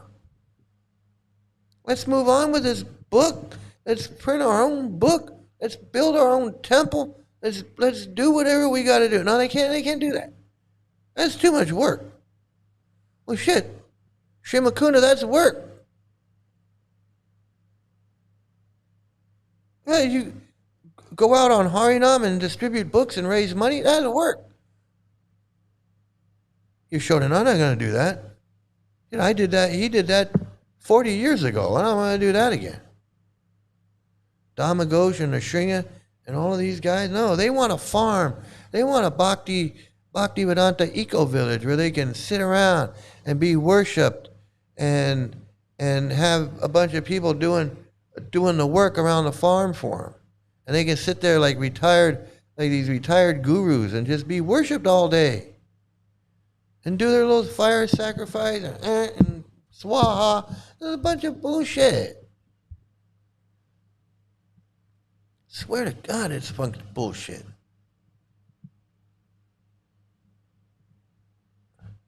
Okay, I'm gonna skip over him, and we did her because she's like Gorahari.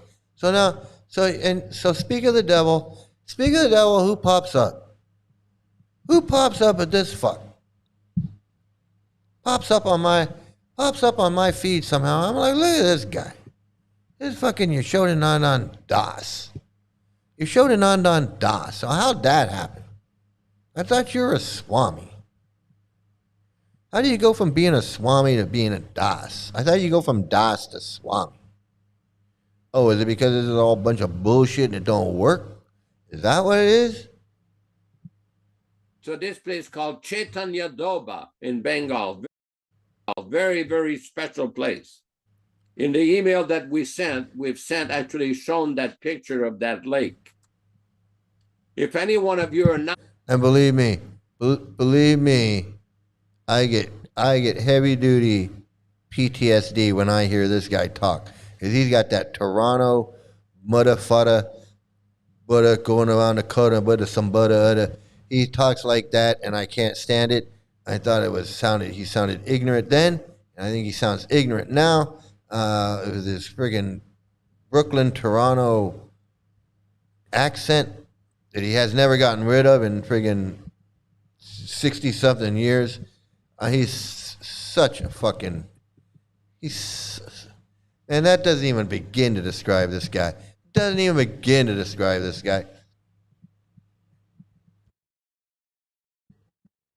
Please contact Ram Raghavan Prabhu or myself or both, and we will make sure that you receive the material. Here's the material. That picture there, this is the little lake that was formed as the result of all the devotees taking pieces from that lake and just taking a few particles, and eventually it filled with sacred water.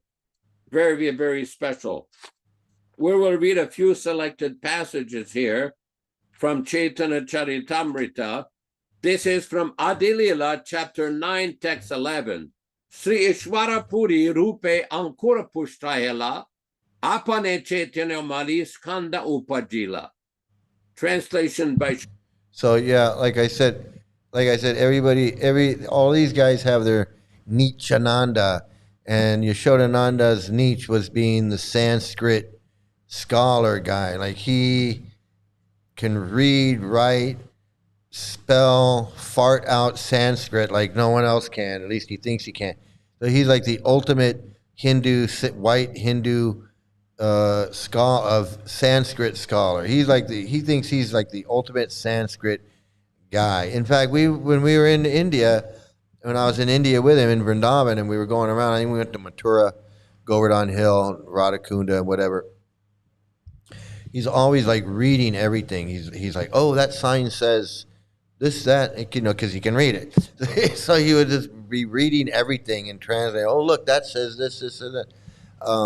So that's his thing, is I can read and write and every Sanskrit like nobody else. And I just got tired of that. I could see through that. It's just cosplaying. Prabhupada, the seed of devotional service next fructified in the form of Sri Ishwarapuri. And then the gardener himself, Chaitanya Mahaprabhu, became the main trunk of the tree of devotional service. Same crap. It's the same. It's the same. It's the same Gorahari crap. It's the same Gorahari crap. It's just everybody's got a little bit different. Like Gorahari is kind of like your hippy dippy Tommy Chong. Hey man, we're gonna do some Ruga Nuga, man. We're gonna do some Rupa Nuga, some Raga Nuga Bhakti, man. It's like really far out, man. It's like, you know, a lot of these guys can't get it, but you know, you can get it. I can get it. I got it. You know, it's not easy. It's not hard, but it's not easy. But it's not hard, man. Anybody can do it, man. You just chant and giggle, and that's how you do it. You know, that's his thing. And Yashodananda, his whole thing is I can pronounce Sanskrit and everything's perfect. And he's always using it, and that's his thing, to make himself feel like he's so important, like he's Mr. Super. They all got something. They all got something. So I could see through it. I could see it. I started to see it back then, and it just, my vision is more and more, more and more. This guy. I just thought it was interesting because he just popped up on my thing, and I hadn't seen anything like this in a while. And I was like, oh, this guy again. Swami, different prayers when we do deity worship. At the end of the deity worship, we're supposed to offer requests to Krishna to forgive us for any offenses. And one of these prayers is a prayer that Draupadi gave in the Mahabharata. Enough of Sanskrit, boy. I know, enough of Sanskrit, boy. Absolutely. These guys are all the same. They're all fucking scammers. They're all scammers, and this guy's a big scammer. This guy's a big scammer. He wants to be Swami. He wants to be Mr. Everything. I'm Mr. Krishna, whatever. And he ain't no nothing. He ain't even a fraction of what he thinks he is. He's sampling the Kool-Aid too. Let me tell you that right now. He is sampling the Kool-Aid. Okay, so now before we still got some time. We guys still got a show going. It's time for, let's see, where is it? Here we go. It's time for Magical Mystery Story. Hey.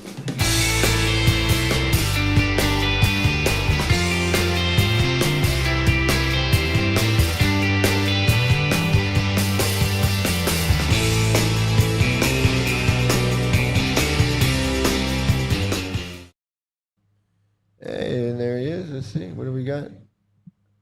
Maribor, and Hare Krishna. My name is Lomanchita Das. I'm coming from Slovenia. This is Europe. This is from the second biggest city, Maribor. And I came from a materially nicely situated family. And I will tell a little background about my father and mother. I was from mixed family, like because at that time there was communistic country, Slovenia. The mother was like more communist and father was more Christian. They didn't choose for myself. They told after you can choose whatever you want to be in life.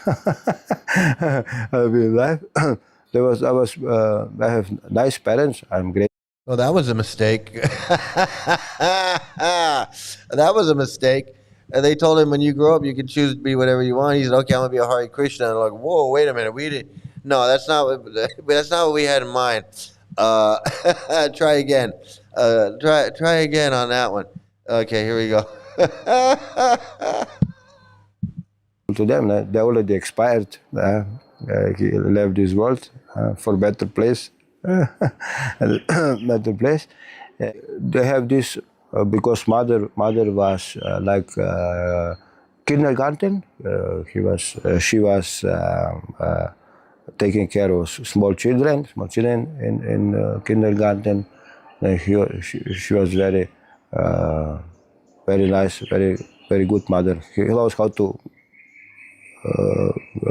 upbring the children, and the father, he was the big, like in the company, it's like agriculture company, a big company, have so many lands and also animals. All these stories, they have to tell you the background of their parents because they've been brainwashed into thinking that you took birth and your birth is special because now you're a devotee. So it wasn't just like you're not just an ordinary person. You took birth and now you hooked up with the Hare Krishna. So you're so fortunate and special that this isn't ordinary. You have some good karma. So naturally they're thinking, well, let's see, my dad, he was this and my mom was that and they did this. So that must be important. It must be important that my dad was a Christian and my mom was a communist, and then they, back then when the wall came down and they whatever. But in their mind, it's like, I'm not just Mike. I'm Lochan Makananda Das or whatever, right? So they filled their head with this idea that this is a magical mystery story. It's a magical mystery story. Otherwise, I really don't care. Not that I don't care. I mean, his mother and father are probably nice people. He doesn't care. He's off in India somewhere. He left them behind. He didn't care about them. But not that I don't care about the history of his mother and father. I want to know how you got brainwashed. How did you get a book? And how did you fall into this stuff? What your mom and dad were doing, that's not that interesting. Unless it relates to the story. Like, well, my mom was working in the temple or something. He was like manager, the top manager. There's no money was no problem. I have no lack in my life about money and material things. And during my life, before I meet Krishna consciousness, I did meet Krishna consciousness, I was not completely satisfied with society, because society was so untruth, so many. That's that thing. So many cheating. That's that Prabhupada saying there's something wrong with society. Don't you get it? There's something wrong with society. Everybody wants to be happy. Nobody's happy. Everybody wants peace. There's war. Everybody wants this, but there's that. Everybody wants food, but there's hunger. Everybody wants, riches. Everybody's poor. I mean, it's just, and then you hear these magical mystery stories, and they're all the same. They're like, yeah, I was unsatisfied with society. I was unhappy with the answers. I couldn't get any answers from my religion. Like, Krishna consciousness has an answer. Like, Krishna consciousness has an answer. What? You're a sleeping guy, because there's a sleeping guy in the sky that's creating the planets, and when you die, if you worship that guy, when you die, you're going to go to some planet and become a 12-year-old girl so you can have sex with God, the little kid that plays a flute. If that makes sense to you, those are the answers. That's the answer you were looking for. You were looking for the answers, the ultimate truth, to really understand what's going on in the world. And you settled for that story. That's the story that made sense to you. That's the story that made sense to you. Yeah, give me a break. Give me a friggin' break. The way of seeing their lives really reminds me. Yes, Scientology. Yes, Scientology. I'm telling you, Paz, Scientology and Hare Krishna is like. This is how I explain it. Scientology is Krishna for nerds, and Hare Krishna is like Scientology for like hippies. It's like one is for the hippie side of your brain, kind of, the hippy dippy flower, incense, love, new age, that hippy dippy kind of side. That those people go Hare Krishna, and then the nerds, the Star Trek, and the ancient aliens, and the nerdy guys, the Star Trek and the Dune. And although they go Scientology, but it's the exact same thing. It's two sides of the same coin because I swear but you're right. You're absolutely right. You're absolutely right. And if you understand Scientology, you can understand your brother. You can understand your brother. Going on, and that's also in the school. Between the students was also this competition. They did, if they say they will help you, but they help you in the wrong way. See, they adopt Prabhupada's. They adopt everything that Prabhupada has to say, like in the Bhagavad Gita. Like he couldn't get the answers from religion, and then society. There's something wrong with society. That there's something wrong with education. It was the same. The other guy said the same thing. When I was born, they started shoving meat in my face, and then they sent me to school, and they screwed up my mind by teaching me stuff. Scientologists look down on everybody, and Hare Krishnas look down on everybody. Absolutely, you're absolutely right. I agree with you.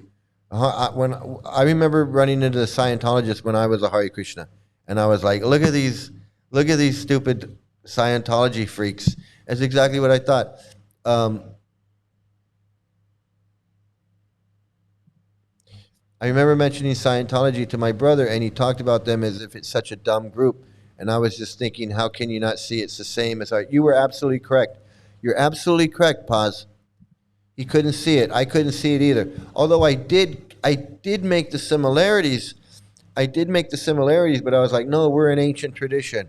We're a 5,000-year-old ancient tradition. We have a Bhagavad Gita. We don't have L. Ron Hubbard. We have Prabhupada. Prabhupada's a pure devotee. L. Ron Hubbard was just some wacko.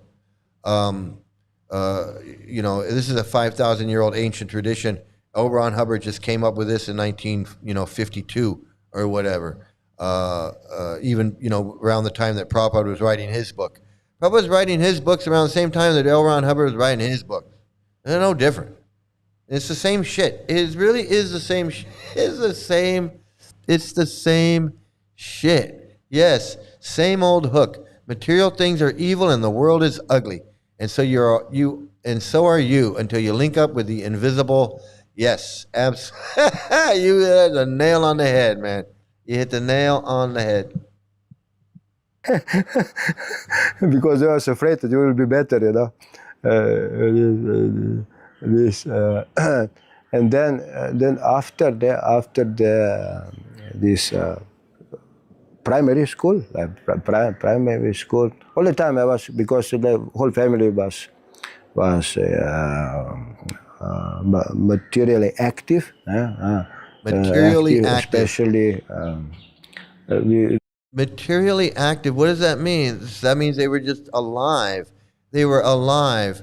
My family was alive. They were materially active, meaning they were eating, sleeping, mating, and defending. That's their mentality. They were materially. It's the brainwashing, the way they get into the brain.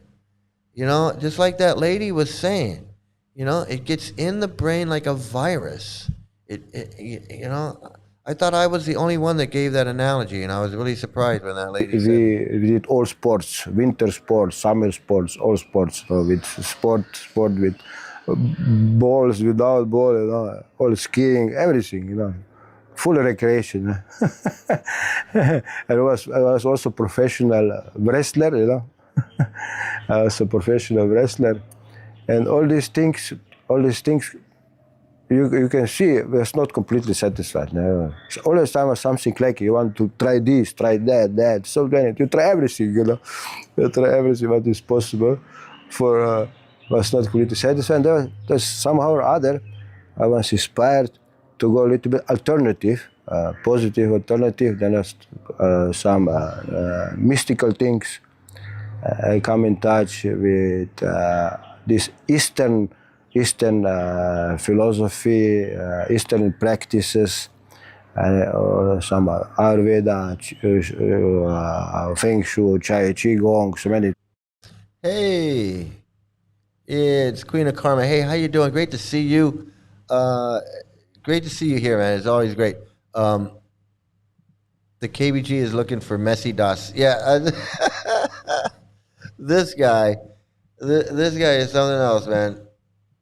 So many things, yoga, and I start reading books, and this I come across this yoga and sport yoga. Yoga is health. I was attracted with this. I started reading. There was not only exercising, there was also some sayings, some proverbs, which catch my attention. There's not only physical things, because in the West we're all in the physical level more. There's also mind level, and then it's above mind is spiritual level, and at that time I was already in high school.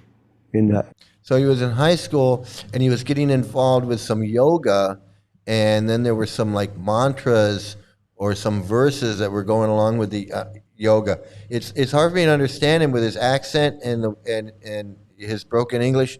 My brother have a vodka, yeah. Yoga seems to be a gateway to this for a lot. Yes, they use it. It's definitely one of their techniques is to get the yoga. Yes, they get the yoga people. We can get the yoga people. In fact, there's a conversation back in the 70s that I did on a show about where Prabhupada is teaching, where they're bringing the idea of tricking the yoga people into coming to their center. And they're telling Prabhupada, look, there's a lot of people that come here to do yoga. So we want to set up a program where we offer yoga, and they come and they get a room and they get yoga classes, and they get a room and yoga classes and food, but it's Krishna. It's not yoga. And at first, Prabhupada doesn't understand it at first. He's like, no, why? He didn't get it. And then when they explain it to him, and they go, no, we're scamming him. When he understands the scam, he's like, yes, this sounds like a good idea. And so he says, let's do it. So they've been doing this has been part of their MO for a long time. High school, and when I was in gym class was one nice professor who noticed my difference. I'm not completely the same like others, because others like to play there and doing mischievous things. They're teasing girls, other things.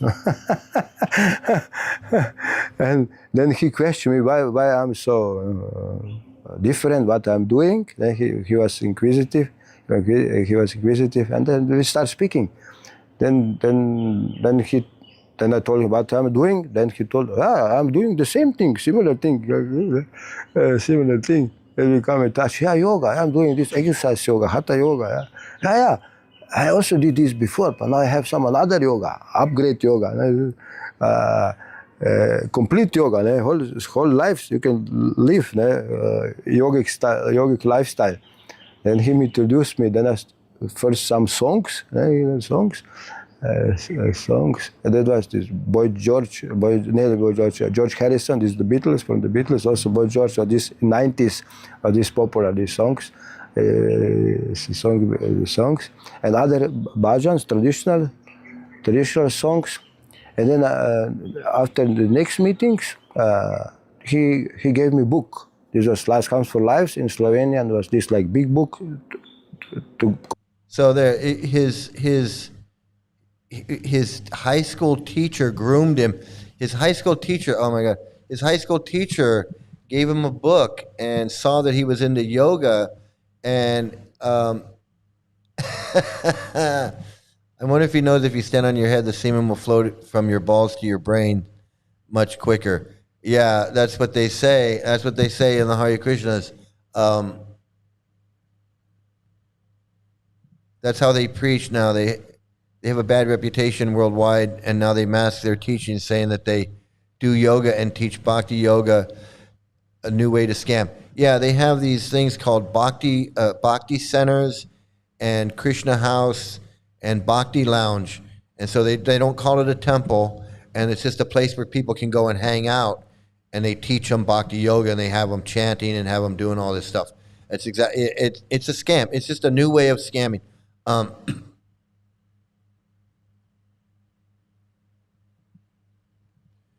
Hey, a-hole who muted me last time, I have a voice too, you fucking hypocrite. Well, fuck you. You have a voice, go make your own show. I don't have to give you anything. Fuck you. Go make your own show if you have a voice. I don't have to let you talk. Who the fuck are you anyway? Who the fuck are you? He said Boy George. Yeah, Boy George was into it too. It was, a lot of people have gotten into the Hare Krishnas.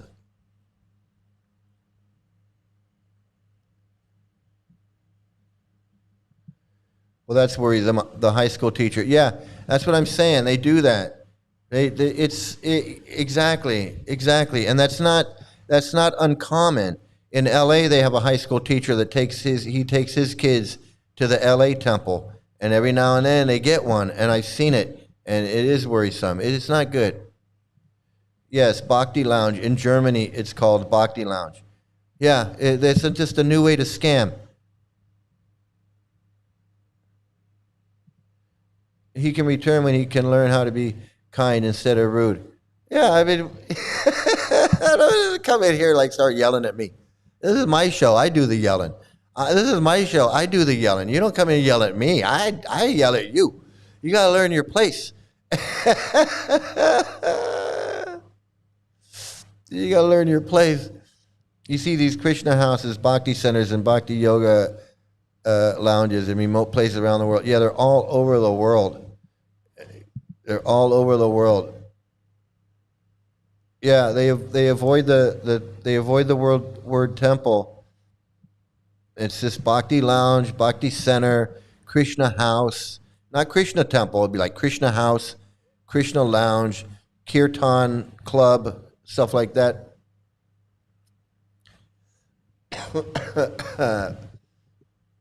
Yeah, upside down ball of sun.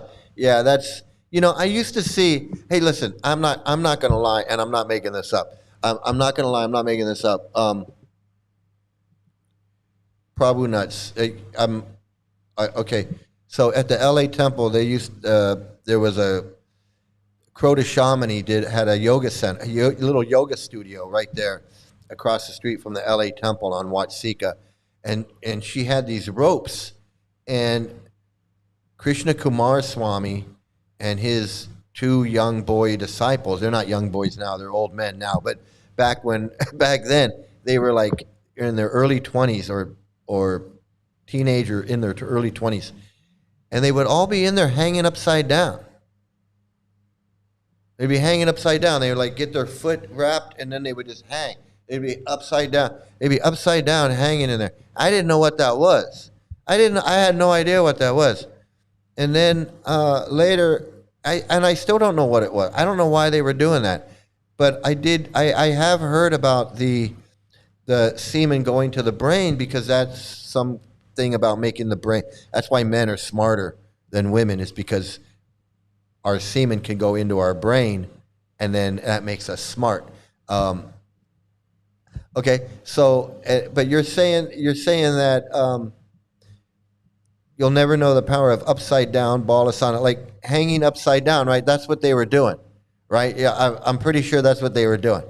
They were trying to get that they were trying to get that semen in their brain so they could be smart because they believe this they believe this shit. And I used to wonder, like, I used to wonder, like, why are these guys hanging upside down all the time? Why are they hanging upside down? Prabhupada really is just a scammer. It seems like he was on board, once realized, oh, it's a scam. Yeah, that sounds great. Yeah, I mean, I had the conversation, showing the conversation. It was pretty funny. I did a whole thing about it. Yeah, it's what happened to the yelling man left? Huh? He thought he was gonna. I yell at you. I yell at you. I know. I know. Who was that? Who was that last asshole? Yeah, I know. I don't even remember the guy. I mean, I don't remember. And I don't remember banning the guy, so I don't know. There were so many YouTube chants. Some just play chants all day long. It's insanity. It is. But these super Hindus.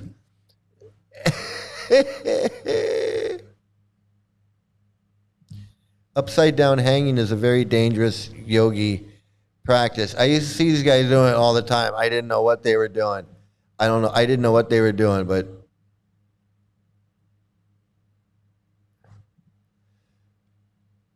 wouldn't semen going into the man's brain create pedophilia? Well, Prabhupada says in the Bhagavatam that if men do not ejaculate, then the semen will go up the spine and into the brain, and then it mixes with. I am so sorry. It mixes with milk. That's why Hare Krishnas drink warm milk at night, because the warm milk and the semen mixes in the brain, and it makes the brain able to understand all of this stuff. And I'm not making that up. This is the truth. This is what they think. This is what we think. This is another great episode because we're really getting to the bottom of a lot of stuff. I would be so pissed off if I spent my 20s in a cult like this. Yeah, I know. I spent my 30s and 40s, my 30s and 40s in this bullshit, and I'm not happy about it. I'm not happy about it. In three books. The first part was Life Comes for Life. Second part is a journey to other planets, and the third part was perfect questions and perfect answers. And immediately, when I started reading this first part, Life Comes for Life, I was amazed with the author's style. See, so there it is. So that's what I was saying the other. The other night, a couple nights ago, was that it doesn't even matter what book it is. This brainwashing in these books. Paz was saying, like, what's in these books that makes it so powerful? And I said, I don't really know what it is. It's just thousands of years of brainwashing expertise. Because, like Knitting Cult Lady says, these guys got to practice it. There's only so many ways you can control a person's brain. There's only certain ways you can manipulate their brain and control their thought process. It's not like I can just make up a way. Oh, I'll tell them this or I'll tell them that. It doesn't work that way. There's certain ways that you can get a person to brainwash them. There's certain techniques that work better than others. And so these gurus that have been doing this for hundreds of years, getting this brainwashing, this all the scriptures and all the aparad and the 10 offenses and the 4 regulative principles and all of these things and the shaving of the head and the ponytail and wearing all of these things, all of this stuff that goes in. This is something that's been honed for hundreds of years, if not, centuries. They've been doing this guru worshiping these gurus and brainwashing the followers into doing this. And then you get in, you move that into the modern age, because they weren't, when they were doing this guru worship and all this type of stuff, it was one-on-one. It wasn't a big worldwide organization with temples all over. It was one-on-one. It was one guy. He knew. He would talk to somebody and say, hey, you should come worship me because I'm in line in the parampara, and I know, and I'm the guru, and I'm the guy. He's working on one guy.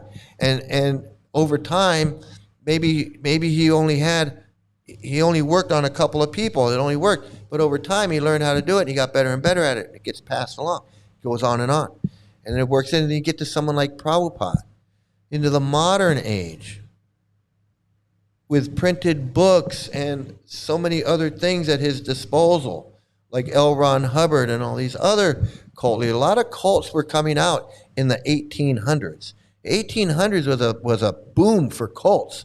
There was Mormonism and Jehovah's Witness, and all kinds of cults and groups and organizations were popping up. It was like kind of like in the 60s. The 1800s and the mid 1800s and whatever, there was a lot of occult activity going on. So these guys all learn from each other. They learn how to do it. They learn what works, what doesn't work, and then they can distill it. And Prabhupada was really good at it. The better you are at it, the better your results are. Some people are good at it. Some people aren't. Jim Jones. David Koresh, Reverend Moon, the Maharishi, the Bhagwan Sri Rajneesh, a lot of these guys, right? There's a lot of cult leaders that try it and they can't do it because there's only a certain ways to do it. And Prabhupada's books are very potent. That's why I said just reading a little bit of that stuff is like, some people could be hearing that and going, that sounds interesting. I want to know more about that lion guy that comes out and kills all those kids. And then they go, and then all of a sudden, next thing you know, they're like, yeah, thanks to Mike, I really got interested in that Krishna stuff, and then I ended up joining the Hare Krishna. Because it's brainwashing, it's hardcore manipulation. Well,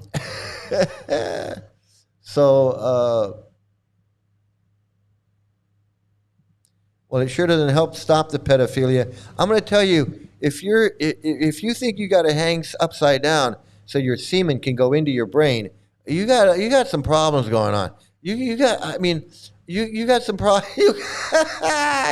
problems going on, man. I'm telling you, semen retention is a magical practice. Also, it boosts extremely the energy bodies, but it is not normal. Yeah, that's what they say. It's nothing new. Like I said, this stuff's been going on for centuries, and there's monks have been celibate because they don't want to, whatever. I guess they probably felt like that was releasing was sinful or whatever. Prabhupada was a chemist. He was a failed chemist. He was he thought he was a pharmacist. He thought he could make toothpaste and ointment and this and that. He was semen retardant milk. Yeah, I'll look that up. I'll look that up. That where it says that, because it definitely says it. Yeah, celibacy is the problem, not the cure. I know they got it backwards.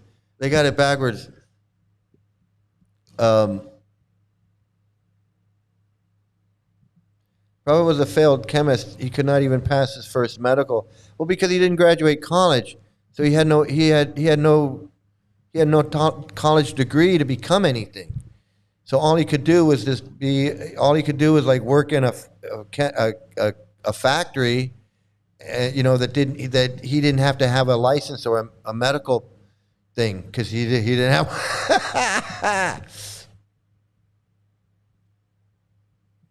Semen retention attracts certain entities who will work for the match. I don't know what that means, but I guess, I don't know, it's weird. I think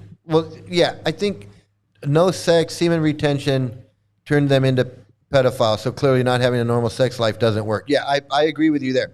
I agree that that these teachings are dangerous. These teachings are dangerous and it causes mental illness. I've been saying that for a long time. And I know that I know that there's no medical study done on Hare Krishna devotees, but I guarantee you, if they did a study on Hare Krishna devotees, they would say, you believe this shit, you read these books and believe it. I know for a fact, man. I know for a fact. You can't think that hanging upside down so the semen goes into your brain. That's not normal. That's not a normal thing. That's not a normal thing to see. There's a whole group of non-Hare Krishnas who do semen retention too. It's pretty funny. Yeah, absolutely. Yeah, absolutely. The hanging upside down so I think Hare Krishnas are the only ones that think that semen travels up your spine into your brain, mixes with milk, and then makes you smart. I don't know who else thinks that. Now maybe there are other people that think that. I think they do think it gives them superpowers somehow. It's like their essence, you don't, I deny them my essence. I deny them my essence. Has the whole world gone crazy? Am I the only one around here who gives a shit about the rules? Oh, man. Okay, let me see. I have seen celibate sannyasis kissing young boys in ashrams, and it's French kissing, mind you. Yeah, I think that, I don't know what that is. I mean, it's obviously it's bisexuality or homosexuality, but I don't know why. I don't know what's going on there with their, they're trying to be monks and they're trying to repress their sexual urges, and they're not, I mean, obviously they're homosexual or they're bisexual or whatever, but it just seems, to be a celibate sannyasi, to be trying to be a monk, and then I don't know, you got to know in your heart that it ain't working. You got to know in your heart it ain't working. That's what I think.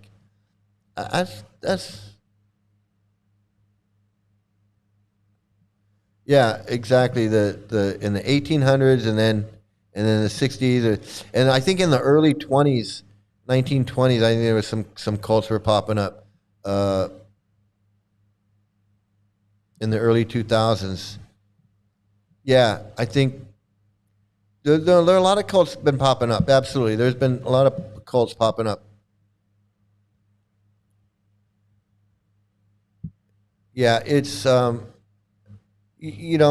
just, it's wacky. Okay, I mean, all that stuff is just wacky, with washing the feet and drinking the water and hanging upside down. Has the whole world gone crazy? Am I the only one around here who gives a shit about the rules? Yeah, the Bhagwan Rajneesh Osho. So this guy comes in and starts yelling. He wants to talk about something, and then he doesn't say anything.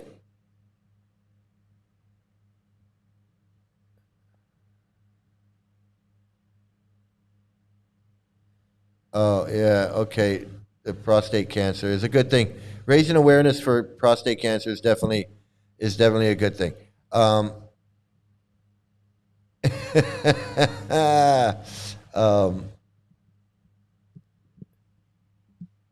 Okay, so let me see what I got. So this guy, he got his book from his high school teacher. So basically, what this series is doing is revealing all the different ways that these Hare Krishnas will ensnare you. You got high school teachers doing it. You got the guy's uncle was giving him a book. All these guys, it just you never know where it's going to come from. Let me tell you, you never know where it's going to come from. And do I have? Let me see. I got to do this real quick before I say goodnight.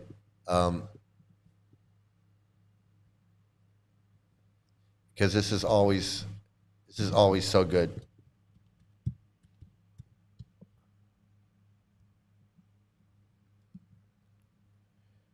We're gonna take a look at some of these freaks.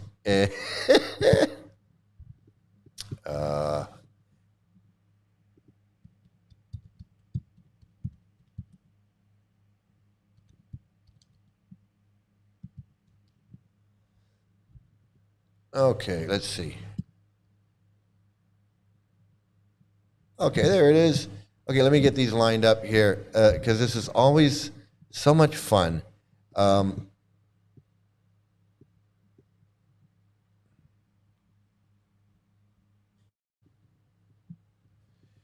then we can see the similarities between these two and how they're really the same. They really are the same. When you look at this, you see these nuts here. You don't like it? Separate yourself. I know you don't have to go find some association of people who agree with you. Yeah. Or you come here and deal with the fire, the test of the fire. If you think you think you're smarter than your guru? Yeah. I don't know. Maybe you do. Yeah, that's what he really thinks he's a guru. This guy really thinks he's a guru. He just said, "You think you're smarter than your guru." He really thinks he's a guru. He really thinks he's teaching these people something. In all his nonsense, he really thinks. So, what do we got here? Fernando says, Gohari can speak in pussy terms because he don't have a conception of fear of God. He preaches, yeah. See, Fernando becoming faithful. See, but he brought his doubts out, didn't he? Remember? Yeah. He had to struggle with that. And that's his reward. The deeper appreciation of the devotee is gradually when you become a real follower. Oh, he's so full of shit. He's so full of shit. And so is this guy. This is the same thing. This is the same exact thing going on here. To understand things, I have to improve dramatically. And therefore, having a superhero, the real superhero, Lord Nityananda, who of course is Balaram. And, actually we are monotheists, which some devotees, I think, sometimes may kind of forget. So Krishna and Balaram, all the expansions of Godhead are all Krishna, expanding in different forms. So Krishna is so brilliant. I mean, we're monotheists, I hope. I think that would be harder to explain to my family than, wearing funny clothes. So, if I said that I was a polytheist. Real devotee of a devotee's preaching, then you understand all these things. You see that, there's a that's need what he means, and you'll love get it. the mercy of Nityananda, because if I'm okay the way I am, if everyone is perfect the way they are, then why would you need the mercy of God? Reading about why would you have Krishna to practice self-realization? Go home, so what we're go seeing back home. nowadays, And I I think was this is so really in that mood, and I said to Krishna, impeding, you don't know what you're saying, damaging people's ability to take to serious spiritual life and Krishna consciousness. Yeah, see, intimacy doesn't. The insanity, the pure insanity of these people. Sometimes I don't know. Sometimes it blows my mind. It just really blows my mind. Yeah, what did I miss some? Hare Krishna just had these rules about sex to stop people from having it, to control relationships and to make you more anxious so you're easy to control. Yeah, it's just a way to control and what do you call it? It's like a humiliation ritual. A lot of this stuff is just loyalty and control, mind control. It's dangerous. Yes. I didn't know.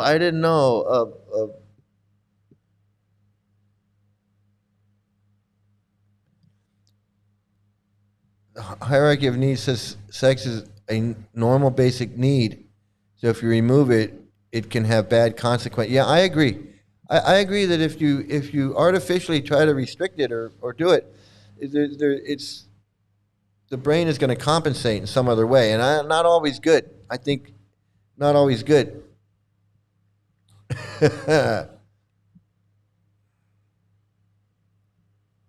Yeah, absolutely. Absolutely. What in God's holy name are you blathering about? That too. Is the whole world gone crazy? Am I the only one around here who gives a shit about the rules?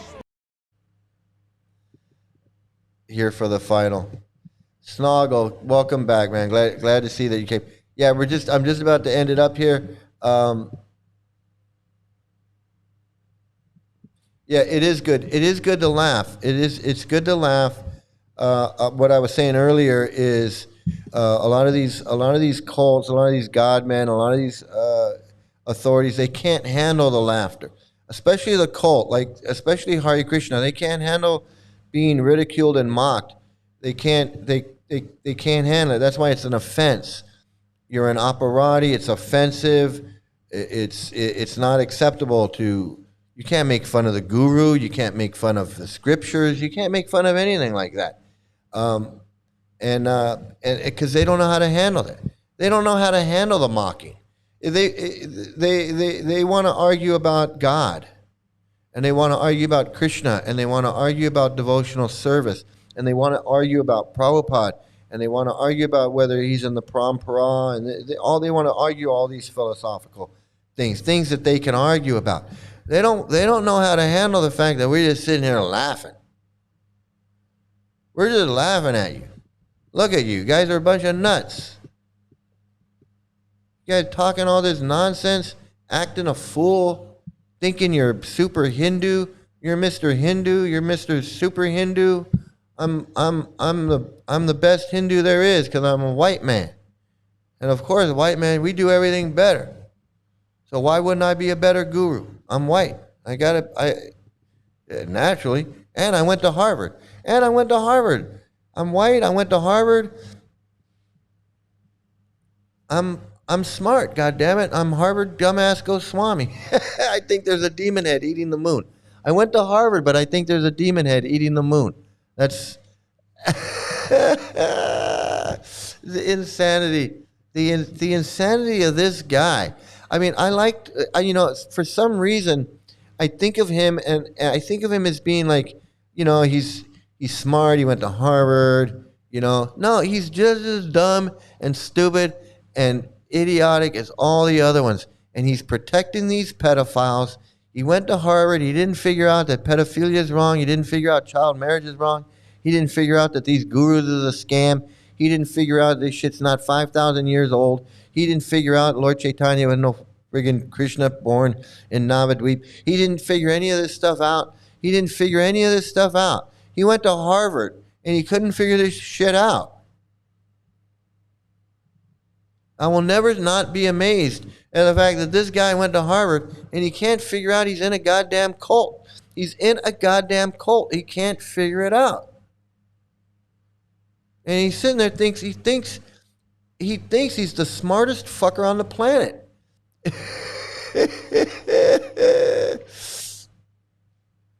The one guy just chanting the whole time in the bottom. All of them, I know. The one guy over here did they're just all nuts. They are all nuts, man.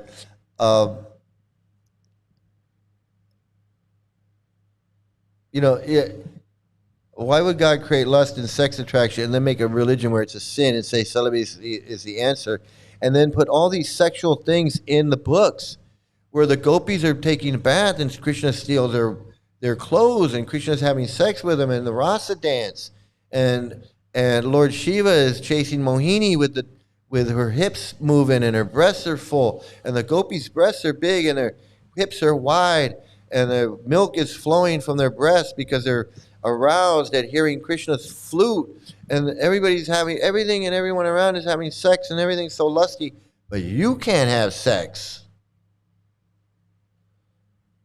Don't you have sex? Just read these books about sex and it's crazy, absolutely crazy.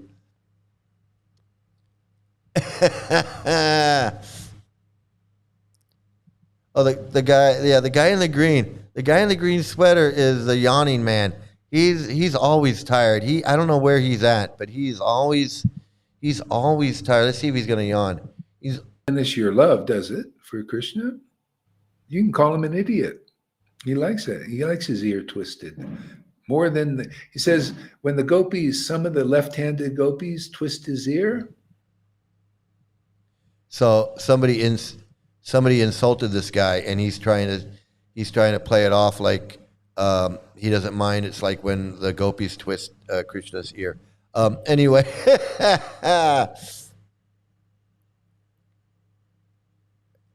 yeah. So, sir, please back away from the camera.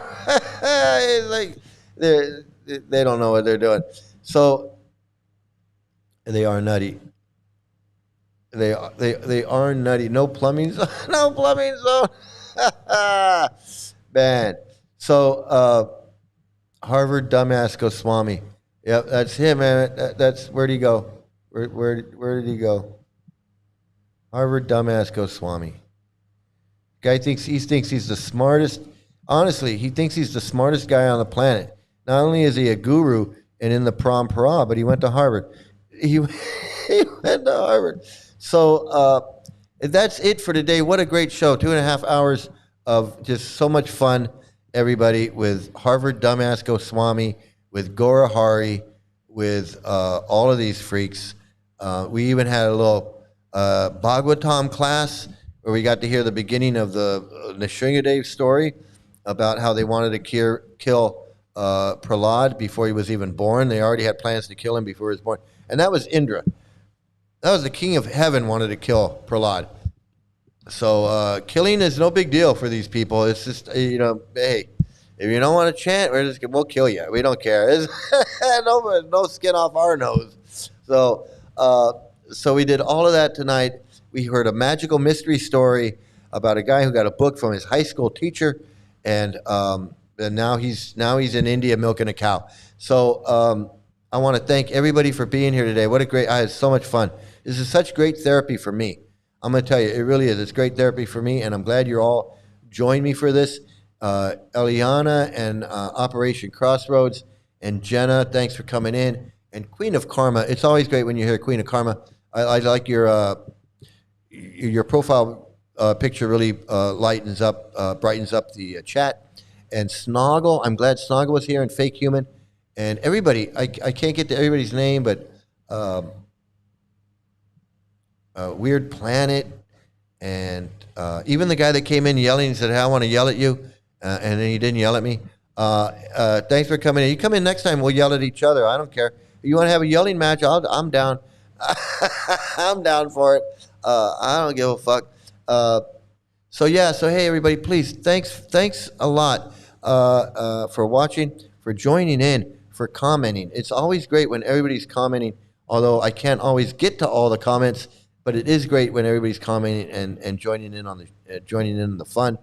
And so I want to thank everybody. Please like, share, and subscribe. Hey, I got great news. My video went back up, so I won my case.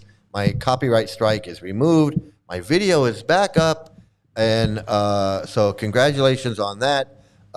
Thanks for the video gods, the YouTube gods came through for me on that one, and so thanks everybody.